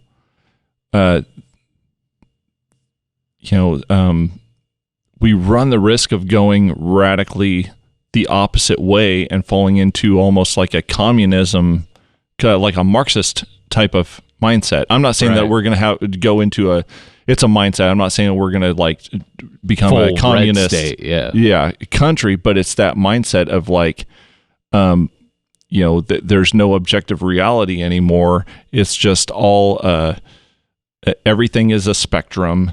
Everything is based on my feelings. Black people were misrepresented, so now we could swing the other way and give them preferential treatment, and we could have show trials against white people just to make everybody feel better. I mean, it could swing radically the other way. I'm not saying it is right now, right? But we have the autonomous zone in Seattle, right, where it's like I don't know what to think of that. Part of me is just like, all right, fucking people are standing up and taking their shit back. And the other part of me is going like, God damn, that's a lawless, just fucking anarchy zone, you know? That's freaking me out. So I don't know what to think of this. Here's the thing I think. I think we have the status quo, which has failed us. It's failed everybody. Absolutely. So like you say, everybody's emotional. Everybody is button heads. It gets ugly. It gets violent, and it goes extremely the other way. Well, what's going to happen when it goes the other way? At some point, it's going to fail. Right. So it's the pendulum swinging, and it's going to. It's possible that it takes both extremes to find the middle. Right. You know. Is that the right way to do it? Hell no. Yeah, it's definitely the hard way. But like I said, as far as human beings go, death-filled way. That's the way things tend to go. And also, like I said, it's either that option, or we wait fucking 50 years until some other people get into office that can fucking think like normal human beings in this modern age. Yeah, but over those 50 years, the up-and-comers can get sold on what works for the ones in power. Just look at this. Like, I am very openly progressive in my mindset, my political mindset, right? Like, I am for social programs like a universal health care. I really supported Bernie Sanders until he rolled over, laid dead, right, when the establishment mounted against him, and he just said, "Oh, okay." And then what they just renewed some provision or some provisions of the Patriot Act, and he didn't even show up, and they lost by one vote. So now they can they can do get all of our online records without warrants, right? It's like, okay, so he was just a lightning rod for any progressive movement to ground it out so that the Democratic Party could just go about their corporatist thing. It's like no one has your back. It's even the people that say every day how they have your back. When it comes to action, look at their actions. They're not standing up for us. They're not standing up for you. Well, not only that, but look at when they're actually talking to you. Right. It's not until they need reelected or they want to get elected to this. Exactly. And just the CARES Act, which just was the biggest upward transfer of wealth that our nation has ever seen. All of them, all the progressive people voted for that. Ocasio-Cortez came out after the fact and said she opposed it, but you did not hear her voice say no during the vote. Right. You know what I mean? So they're even the people that they want to paint as full on communists, they are still not even standing up for just basic freaking fairness in our system. I think it's crazy. I think I'm trying to remember who painted it the best, but they broke it down to the federal government needs to be libertarian. State governments need to be progressive. The local governments need to be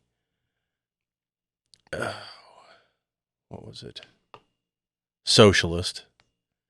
And then your home unit needs to be communist. Yeah. Makes sense. Yeah. It makes sense. Yeah. I definitely less at the top, right, to more at your doorstep. I get behind that. Yeah. That's scalable. Now I agree with universal health care.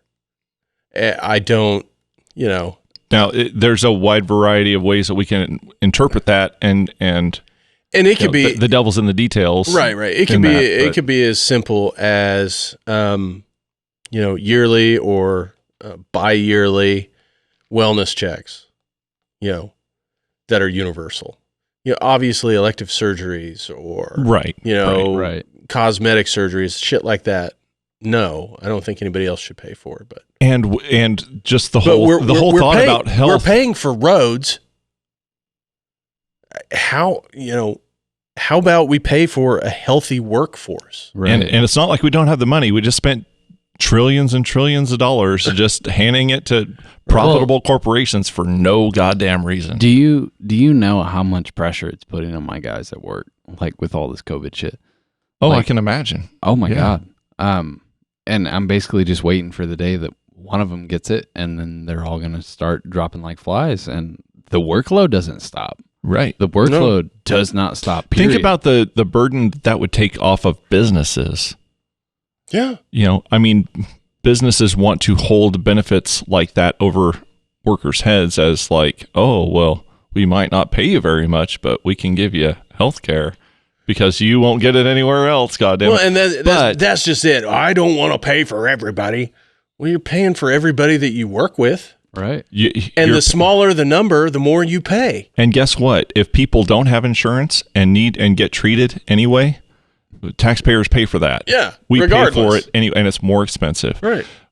Along that, so we need to invest that way. We also, we need to think about health in our food and like across the board. Like, people need to live healthier lives. Right. You know what I mean? We can't just go pumping ourselves full of like sugar and then sitting our ass on the couch and not doing anything. It needs to be like, listen, but man. the problem is the shit food is the cheap food. Yeah. That's the food that people can afford. I was going to say, I was like, if I can buy 3 McChickens, I'm going to eat 3 McChickens. Dude, that's the problem. It is. Absolutely is. My wife is very much into the regenerative agriculture movement. And again, that's a decentralized system that is sustainable. And she could tell you way more about that, but that's a key reform that needs to be done too. Mm-hmm. We're paying subsidies to farmers to not farm anything. they're using GMOs that can withstand Roundup to kill all the weeds and shit, and then we consume that, and people are getting cancer and shit from the Roundup. That shit's horrible. It goes so much deeper. I'm not against GMO. People's here, oh, you fucking GMOs are safe. It's not the GMOs. It's GMOs allow farming practices that are harmful. Right. It's not the fact that they are GMO in and of themselves. But just want to make that clear because people will fucking freak out. It just goes so much deeper. You assume people listen to this. I know. There'll be that one person. But we've got pretty far afield from maybe Black Lives Matter, but it's all tied in together, man. At the end of the day, just fucking love each other, man. Like, that's all we can do here at ground level, man, right? We're all cut from the same fucking cloth. Like, we're all fucking people working, trying to make the best for ourselves and our families, and we if we try to hold each other up and support each other and support our communities, that and take the time to reflect. If someone is saying that this is this way, take the fucking time to listen, interpret, and then process your feelings after interpreting them. You may not agree with them, but you at least need to hear them. Yes. Yeah. That's something that we've really lost, is having civil conversations with people that hold differing views. Someone that I work with, they were telling me that, they deleted Facebook because they started feeling like a privileged white boy. And I was like, well, that's kind of the point. Like, you need to be aware of all of the changes that are coming and, just reflect. You said, it is not difficult to reflect and say, it was like, man, I was really a fucking ignorant ass at this point in my life. It's not fun on your mind. Oh no, growth is never easy. No, it's never easy. But it's fucking necessary. And from an individual level and goddamn it, on a national level, we can sure see it's not easy. No. But it's absolutely necessary. The worst thing you guys can do during this whole time is just shut your ears or your eyes to all of this. Just listen, watch, educate yourself. That's the best thing you can do for all of this. Grow from this. Yeah. I mean, I'm very, very hopeful that all of the protests, that the energy out there that really wants change, I hope that we can focus that we can get some change accomplished, preferably without more violence. But at the very least, at the individual level, we can all, as you say, take that time and maybe make our lives just a little more open and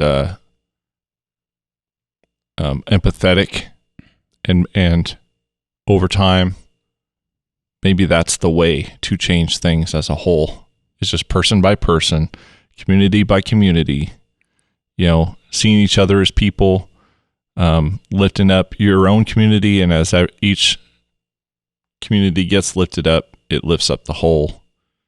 I mean, it sounds really fucking easy when I just say it like that, but we all know that there's a lot of work that goes involved in that. But obviously, I don't know the answers. But God damn it, we need something. We need something to change. But work together. God damn it, work together. Yeah. So that's a perfect segue. This next song is called Ad Astra, which anybody in Kansas should know that means to the stars.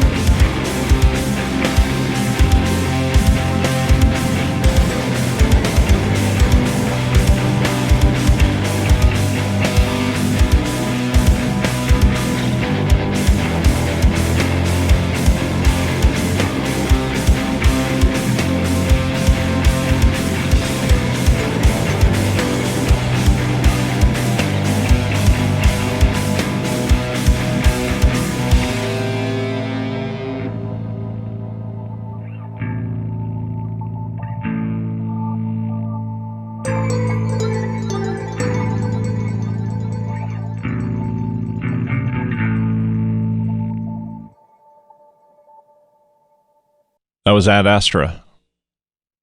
To the stars. To the stars. The other half of the Kansas motto is per aspera, right? Through difficulties. Yeah, through hardships. So, it's apropos, I think. Very fucking relevant. If 2020 has done nothing else, which it's done a lot, but if it's done nothing else, it's certainly given me plenty of fodder to write lyrics. So yeah, we were. So you might see some themes. Yeah. You might see some themes running through the next title the album. 2020. Who knows?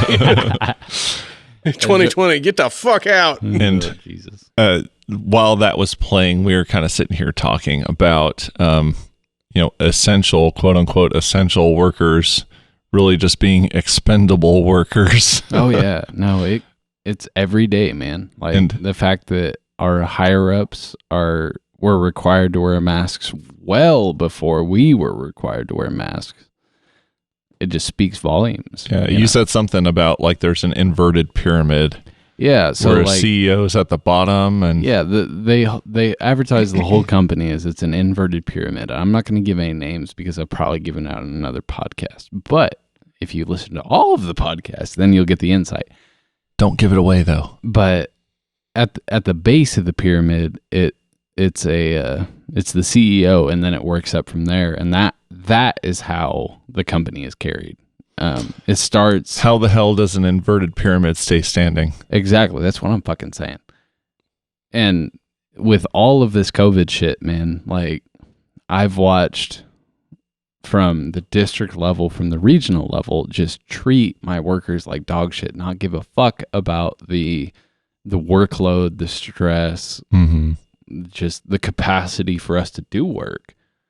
And, I've got to worry every day to day about like, if someone's going to catch it, who all's going to fall after, you know what I mean? Right. I mean, we haven't had any casualties, thank fucking God, at work. But I know if we were to get one, it's going to demoralize the whole team. And I'm preparing myself for how can I, as a manager, like work through this shit, Like, yeah. It's definitely something I never expected to have to deal with in my fucking 20s. Yeah, man. and I'm sure that's something no one probably ever expected to deal with ever. In their life. Yeah. Dude, I mean, this is literally unprecedented. It's insane, and I'm just grateful.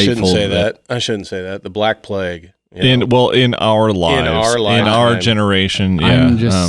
I'm so grateful in modern history. In modern history, yeah. Right. I'm so grateful that I invested in like my team and developed that loyalty, and everybody is there for each other. That we're all just there to achieve the same common goal, get the job done, and go home. Yeah. But it struck me when you said, I don't mean to jump subjects, but I'm going to a little bit maybe. But you said the inverted pyramid. It just means it's like that's how our economy is structured. We have the majority of people down squeezed at the bottom with just very little wealth. And then most of the wealth is owned by very few people at the top. And that's not sustainable. No. It's because, and we're experiencing it sooner or later, those millions of people, hundreds of millions of people down at the bottom are going to get sick of that. They're going to realize the game, and they're going to change it violently. Well, and the thing is we're not even sitting here talking about redistribution of wealth. The problem is the Federal Reserve.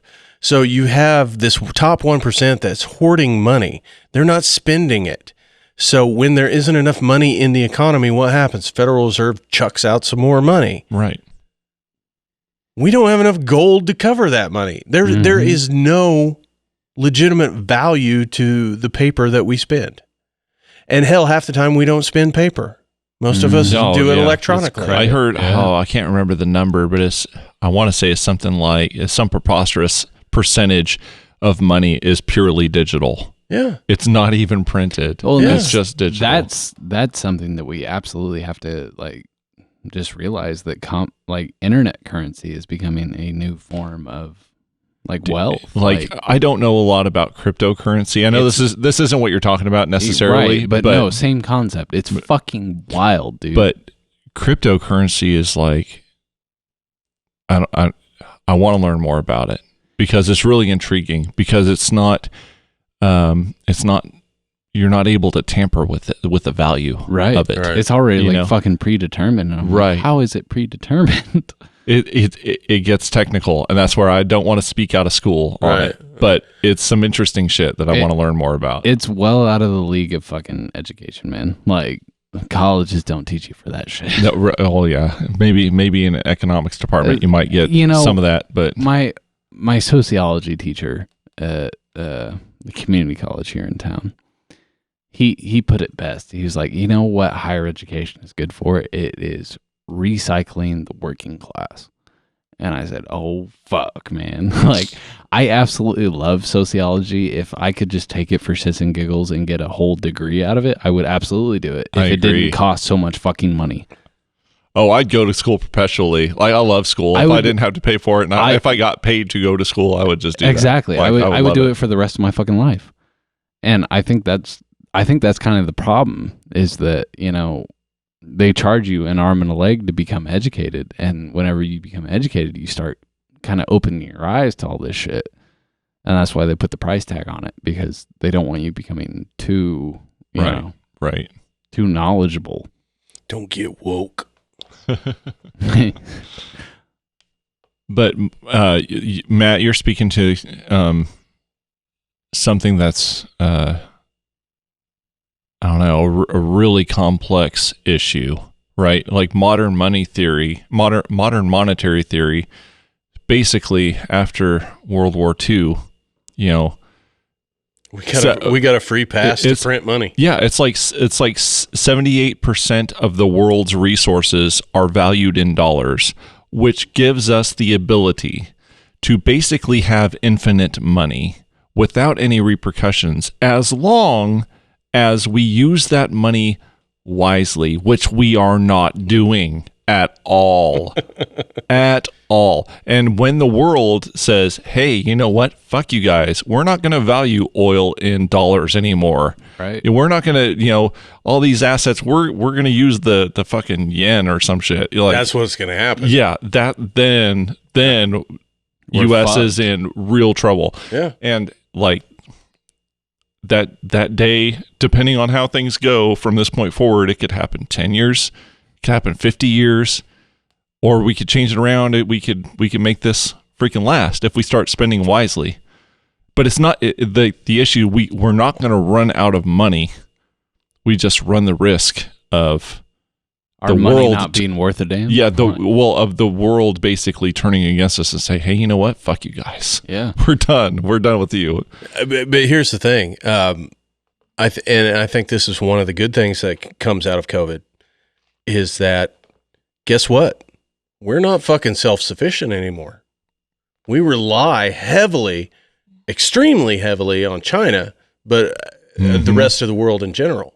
And there's absolutely no reason whatsoever that we can't be self-reliant. So many things have gone wrong since we tried to get on this globalization kick. Yeah. I don't want to sound like I'm a nationalist, but there is something toward protectionism, protecting workers in your nation first, putting them before, workers in China or workers in Mexico.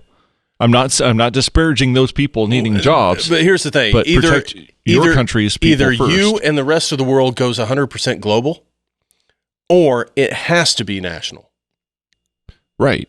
There has to be some level of that. There is no... But I'm talking economically. I'm not talking about devolving into racism and shit like that. But that's what I'm saying is that, because we have these multiple currencies and multiple values and, we just write our own checks and yada, yada, yada,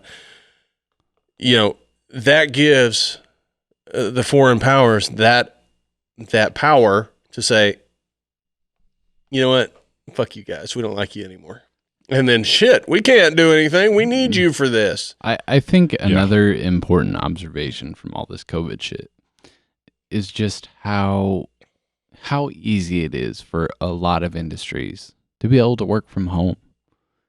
You know, they had to make full conversions to be like, everybody stay home, you can work from home. That they weren't letting on about. You know what I mean? Like, well, I think people have a really hard time paying somebody to stay home. Yeah. Regardless of if they're doing work or not. Right. You know, it's like, yeah, it's just a mental mindset. It's like if they're producing, if you can measure their productive input or whatever, like that should be what matters. Yeah. Well, it doesn't matter if they have pants on or not. Well, right. It's even if, like, you know, I've had a friend of mine that was a former coworker. You know, he said that he had already completed his work for all week, so he's just sitting there getting paid. And I'm just like, companies don't like that. No, I know, and I fully embrace that. I think if you get your job done, you're fucking done. And that is okay. That's why. Yeah, they value that amount of work, so, not you just sitting around wasting time. So right? Hear me out. I might get fired for saying this on the podcast if any of my like direct supervisors were to read this or listen to this. Well, think about what you're going to say before you say it. Then. Well, I don't give a fuck. All right.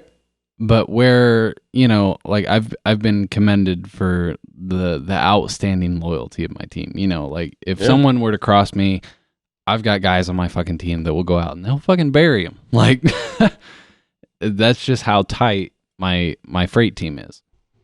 And where direct management would fail, whereas, you know, you do this, and this, and this, the manager would be like, okay, now you need to do this, and this. I'm like, man, we fucking did more than enough. Like, a little fucking off never hurt anybody. And I think it's absolutely productive. Because I do too, because that's for morale. Yeah. Right. No, and they don't understand that. Like, by investing in your guys, giving them that time to like, all right, my boss is more than pleased with my fucking work. Like, and he's totally cool with me fucking off. Like, that is great. Yeah.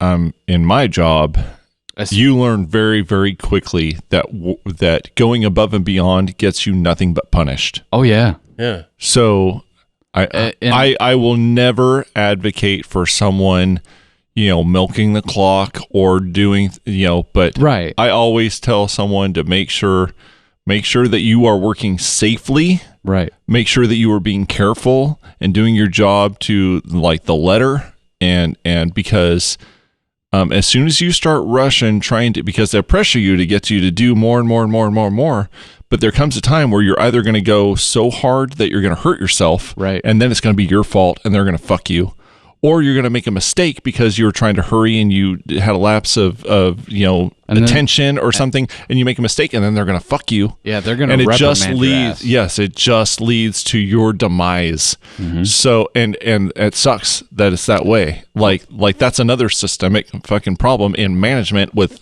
you know, that it leads to a less productive workforce.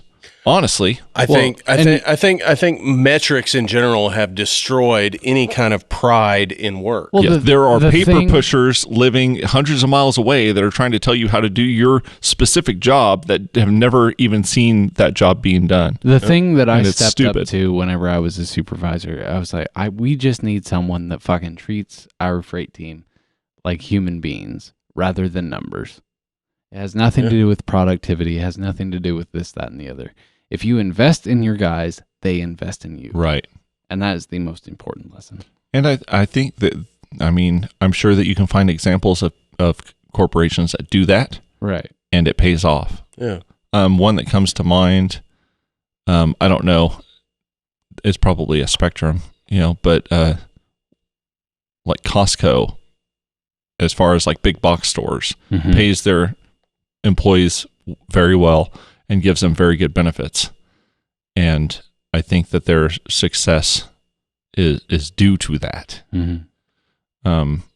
There's like some really big, like Patagonia was a case study for me in business school, where they like have on-site daycares, and they like will,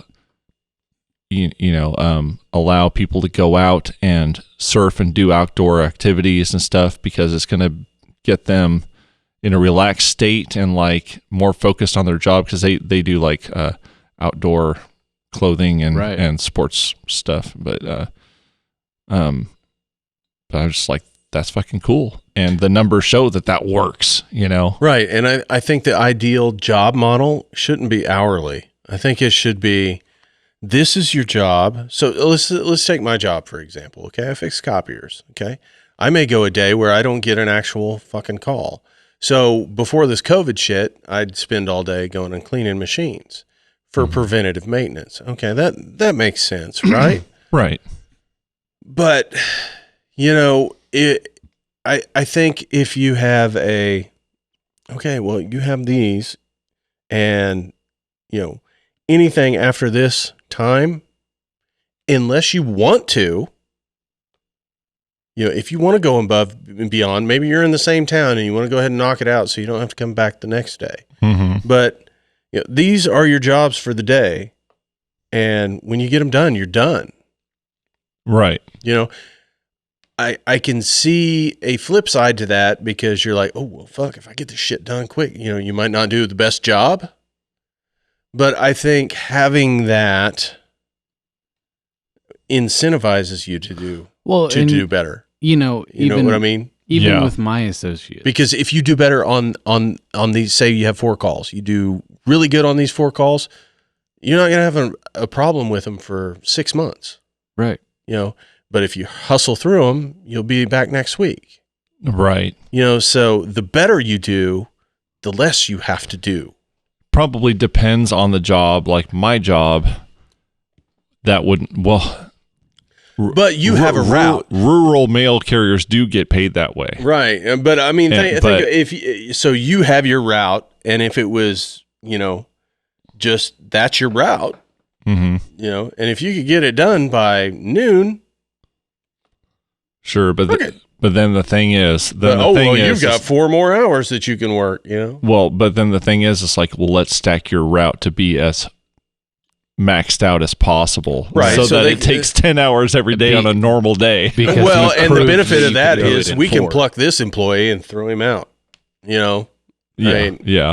Well, and it's hard. What for some in your situation, I think that works very well. It sounds like it would work very well. And in my situation, it definitely benefits me, because we're the overnight team. I am the sole manager on duty.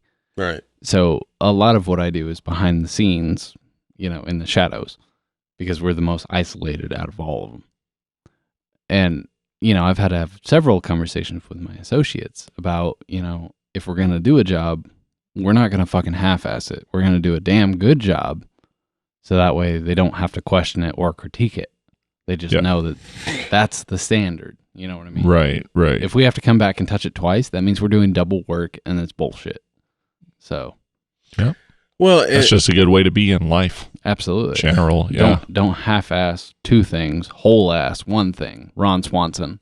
But see, I would take that over, well, your numbers aren't here. Numbers, you start talking numbers, you start talking metrics. So I'm like, fuck you. There was a job interview I had. Yeah, sure. I'll take one. There was a job interview I had at one point, and I can't remember how it all went down. But they were asking me questions, and there was something about, one of the questions was, will you obey, or something like that. And my response was, I don't like that question. I don't like that word. Mm-hmm. They're like, what word? I said, obey. I said, I will do my job, but I will not obey. I'm not your bitch. Yeah, basically. Obviously, I didn't get the job, but fuck them. But yeah, don't throw obey. It's very authoritarian. Yeah. Well, that brings me, like, whenever I interviewed for the company, right? There was this one manager that did my interview. Yo, oops. Bro, how much you been drinking, dog? Like, Look at all these bottles. I'm Damn. just making room on the table is all. But he asked me the question. He was just like, if you had a customer that would come in and ask for you specifically, would that be a good thing or a bad thing? And I said, would that be beneficial to the business or harmful to the business? And I answered, I said, well, if everybody's doing the same job, that should how it would be. They shouldn't ask for a specific associate if everybody's doing the same quality of work. Right. That's a good answer. Yeah. Very good answer. Well, that manager didn't like it. He said, really? Oh, so you would turn them away. I said, no. I said, if they asked me for specifically, of course I would answer, and give them the best service possible. But the point is, in a perfect fucking reality, right, everybody should be doing the same quality of work. That isn't even a fucking issue. Right. And it was one of the hardest fucking interviews I ever had in my life. And I was like, and I blame my former manager at Subway for that mindset, because she gave me shit all the time that we'd have regulars come in and ask for me specifically. Right. And I swear her up and down. I'm like, you fucking. Well, if the rest of the fucking employees did as good as I did, that's wouldn't be an issue. And that's how I feel. I said, if everybody did a superb job, it wouldn't be even a question. It'd just be standard. Right. You know what I mean? Right. So I don't even know how that tied into the last thing. We've had quite a bit of drink, so. Yeah, that's okay, but but it's definitely this podcast is from the heart. Can we title absolutely. Can we title this one from the heart? From the heart. So, it's not the funniest podcast probably we've ever done. Definitely not. Hitting some serious topics here, but Darryel would have helped the funny for sure. If anything, it's been kind of cathartic for me. Just for all talking of about us. these things and getting your feelings out there, and sometimes we just need an outlet to release it all.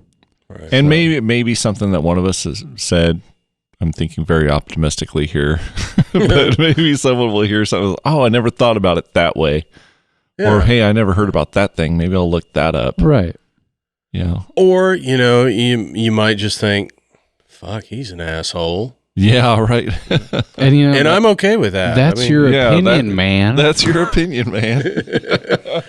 I've already had my say about opinions, And just fucking Big Lebowski up in this bitch. A world without opinions would solve so many problems. I'll drink to that. I hope that came through the mic. Yeah. I'm pretty sure it got there. Yeah, I heard it. Loud and clear. 10-4, good buddy. That's a Texas size 10-4, is what I say. So we want to do some more? We want to wrap this guy up. Oh, we got some more songs. We do. We have one more.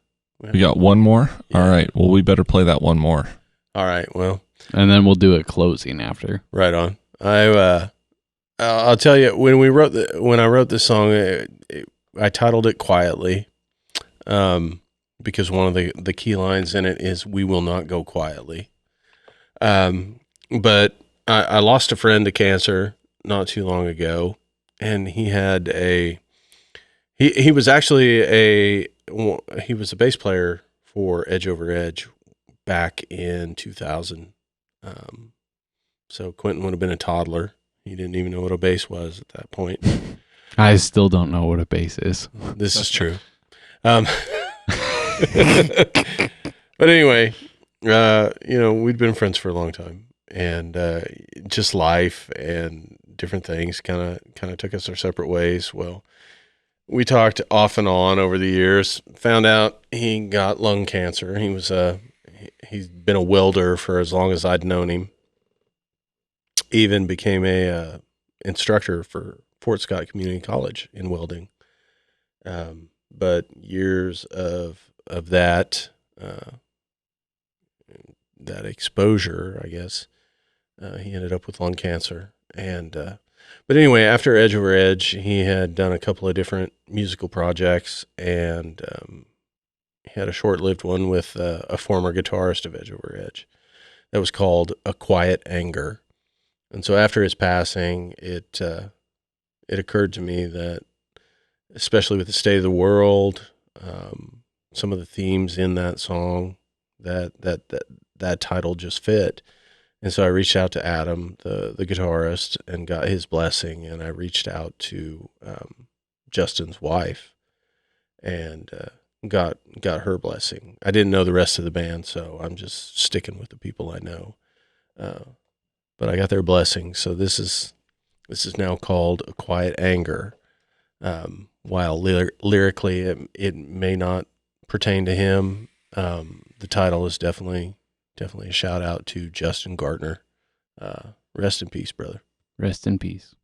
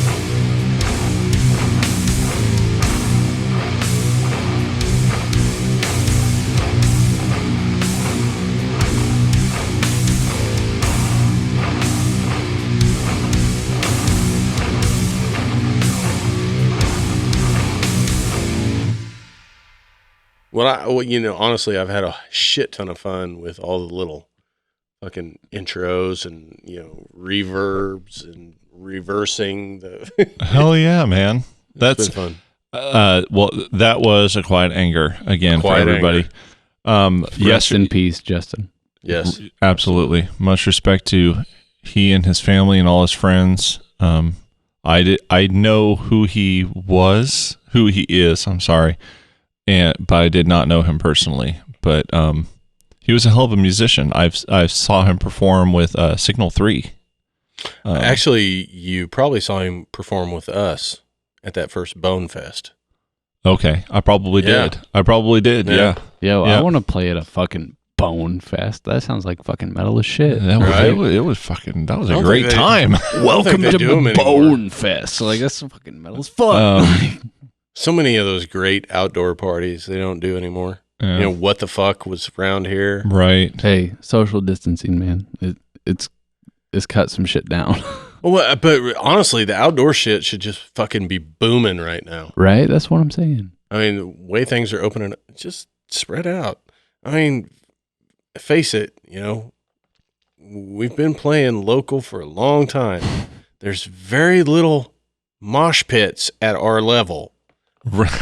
You know what I'm saying? Oh, yeah. Most people got their lawn chairs, their kickback with their coolers. You can spread that shit out. Hey, that being said, I did put on my resume that I survived the Seven Dust mosh pit at Rocklahoma and Hatebreed. I survived both of them. I got my absolute ass handed to me, but it was by far one of the best times of my life. That's awesome. What pit were we in at Rockfest when I was trying to keep your mom and you out of it? It might have been, was it Stone Sour? No, because Stone Sour was after it was dark. It was still light out. I think it was the Wiggles. All That Remains? Maybe. I don't remember. It's been so long The problem with being a dad in a mosh pit when you got your kid and your wife with you is that you're proud of your son for wanting to join the mosh pit, but you're also don't get trampled, son. You're not enjoying the music anymore. You're just trying to keep people safe. Yeah, when people bump into you, you want to fucking kill them. Right. I mean, I was fucking on point. I could tell. I could tell because you guys didn't let me join the mosh pit. But now that I'm a grown-ass adult, hashtag still figuring it out. Hashtag you're on your fucking own. Been on my own. Here I go again on my own. When I jumped into that Hatebreed mosh pit before Seven Dust, there were like 7 where's the gym type dudes in there. Oh yeah, they were fucking ripped, like abs, pecs, all of it. But I was blown away by the amount of just support for each other in that mosh pit, because if someone hit the ground, it was your fucking job to get them the fuck off that ground. Like I probably flew 3 feet in the air from being hoisted up by these fucking buff dudes. I don't want to say that's exclusively Midwest, but I guarantee you there's plenty of places that would not have happened. Right. You just would have got trampled to death. Yeah. And I really do have to give it to Midwest courtesy, because everybody was just there for each other. It was the most beautiful fucking mosh pit I'd ever been in. Honestly, I think even assholes know their manners. Just the assholes that choose not. Right. Well, even after the mosh pit had ended, all of us were fucking, bro hugging, shake handshake, pat on the back, that type of shit. Yeah. These fucking ripped dudes that just rocked my fucking world, just threw me around like a rag doll. They were super supportive of the fact that I was even in that fucking mosh pit. It was unreal. Rocklahoma was by far the most patriotic fucking thing I've ever done. I cannot remember the show, but I was at Cane's one time in Tulsa, and my glasses got knocked off my face, and someone fucking recovered them for me, and I thought that was amazing. I just wrote it off like I'm fucking blind to the rest of the night. Right. They're gone. So that was amazing. No shit. Yeah. No, people can surprise you in a good way sometimes. And I really do got to give it to Rocklahoma, because even whenever we had that gig there, And, you and I, Matt, walked, campsite to campsite to just hand out flyers like, hey, we're playing at this campground.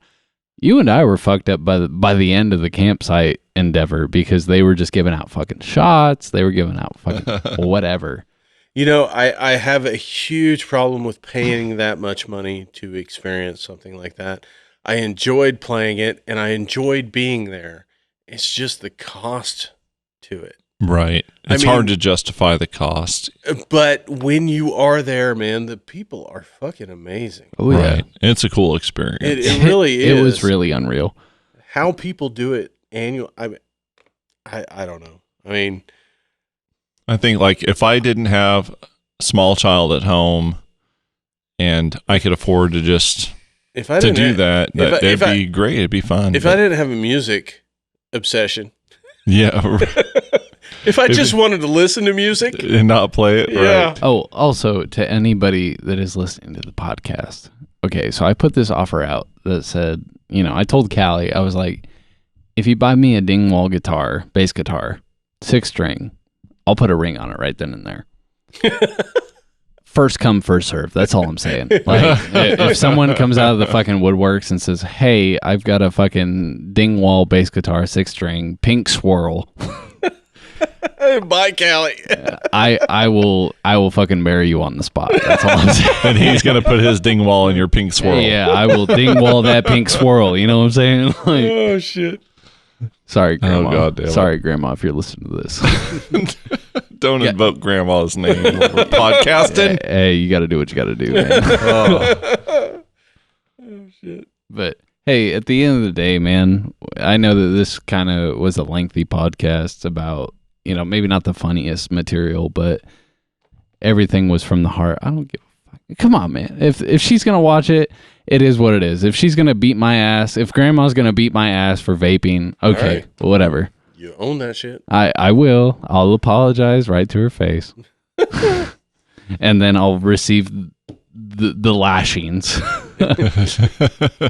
But you seen the last the last what is it? The Passion of the Christ. Yeah. Oh, yeah. I'll look straight up like fucking cat of nine tails your ass. Jesus. That's Christ. That's what it's about. It's about Jesus. Rest in peace, JC. But it's my boy. It's my boy. It's my boy JC. For my homie. Yeah. Oh, my God. But I know this podcast was kind of lengthy and not exactly the funniest, but everything kind of came from the heart. And, at the end of the day, just take care of each other. Just take the time. If you don't understand the situation, take the time, reflect, listen, and try to understand. Just try. If you try, I will hold no grievances upon you. But take a breath and stop being reactionary. This fucking world is crazy. We just got to take it one day at a time, as I would say. Take a second to process your feelings. Like, again, my initial reaction to everything was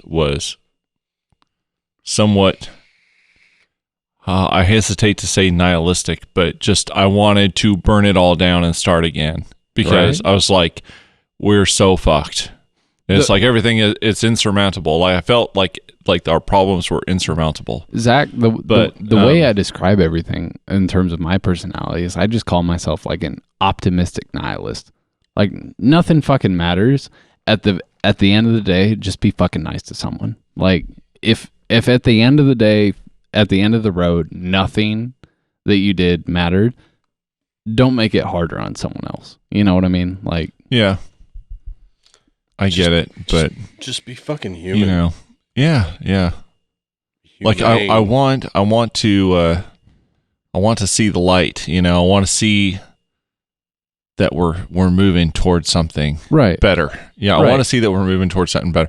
I think if we all just individually strive to move toward that something better, have some get out there and don't just randomly fucking vent your frustration, but organize toward a goal, a specific goal, and get it done. Even if we don't live to see the glory, put it forward so that way someone else further down the road can see it. I'm totally with you. That's a large part of our problem is we don't think in the long view.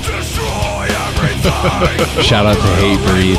Probably like my favorite Hate Breed song. Also, I totally survived this fucking mosh pit, and it was metal as fuck.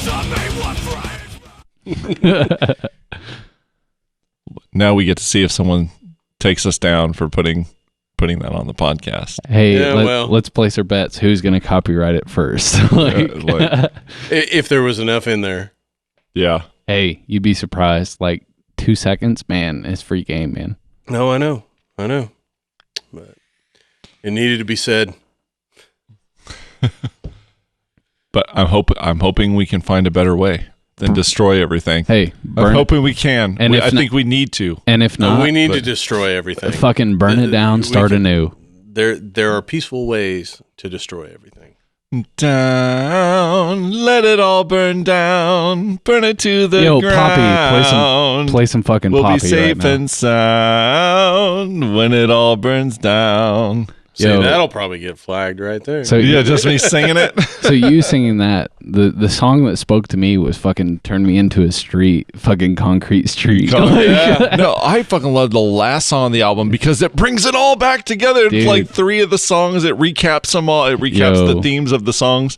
It's that album is so good. So no one really I bet, dude, this podcast. If this podcast is good for nothing else, it's just me extolling the virtues of Poppy. Dude, no one. If no anybody one gives that a talks shit on Poppy, I'm gonna destroy your ass. I'm gonna fucking throw fists. If fucking no one gives a shit, You might not man, catch COVID, but you'll catch these hands, motherfucker.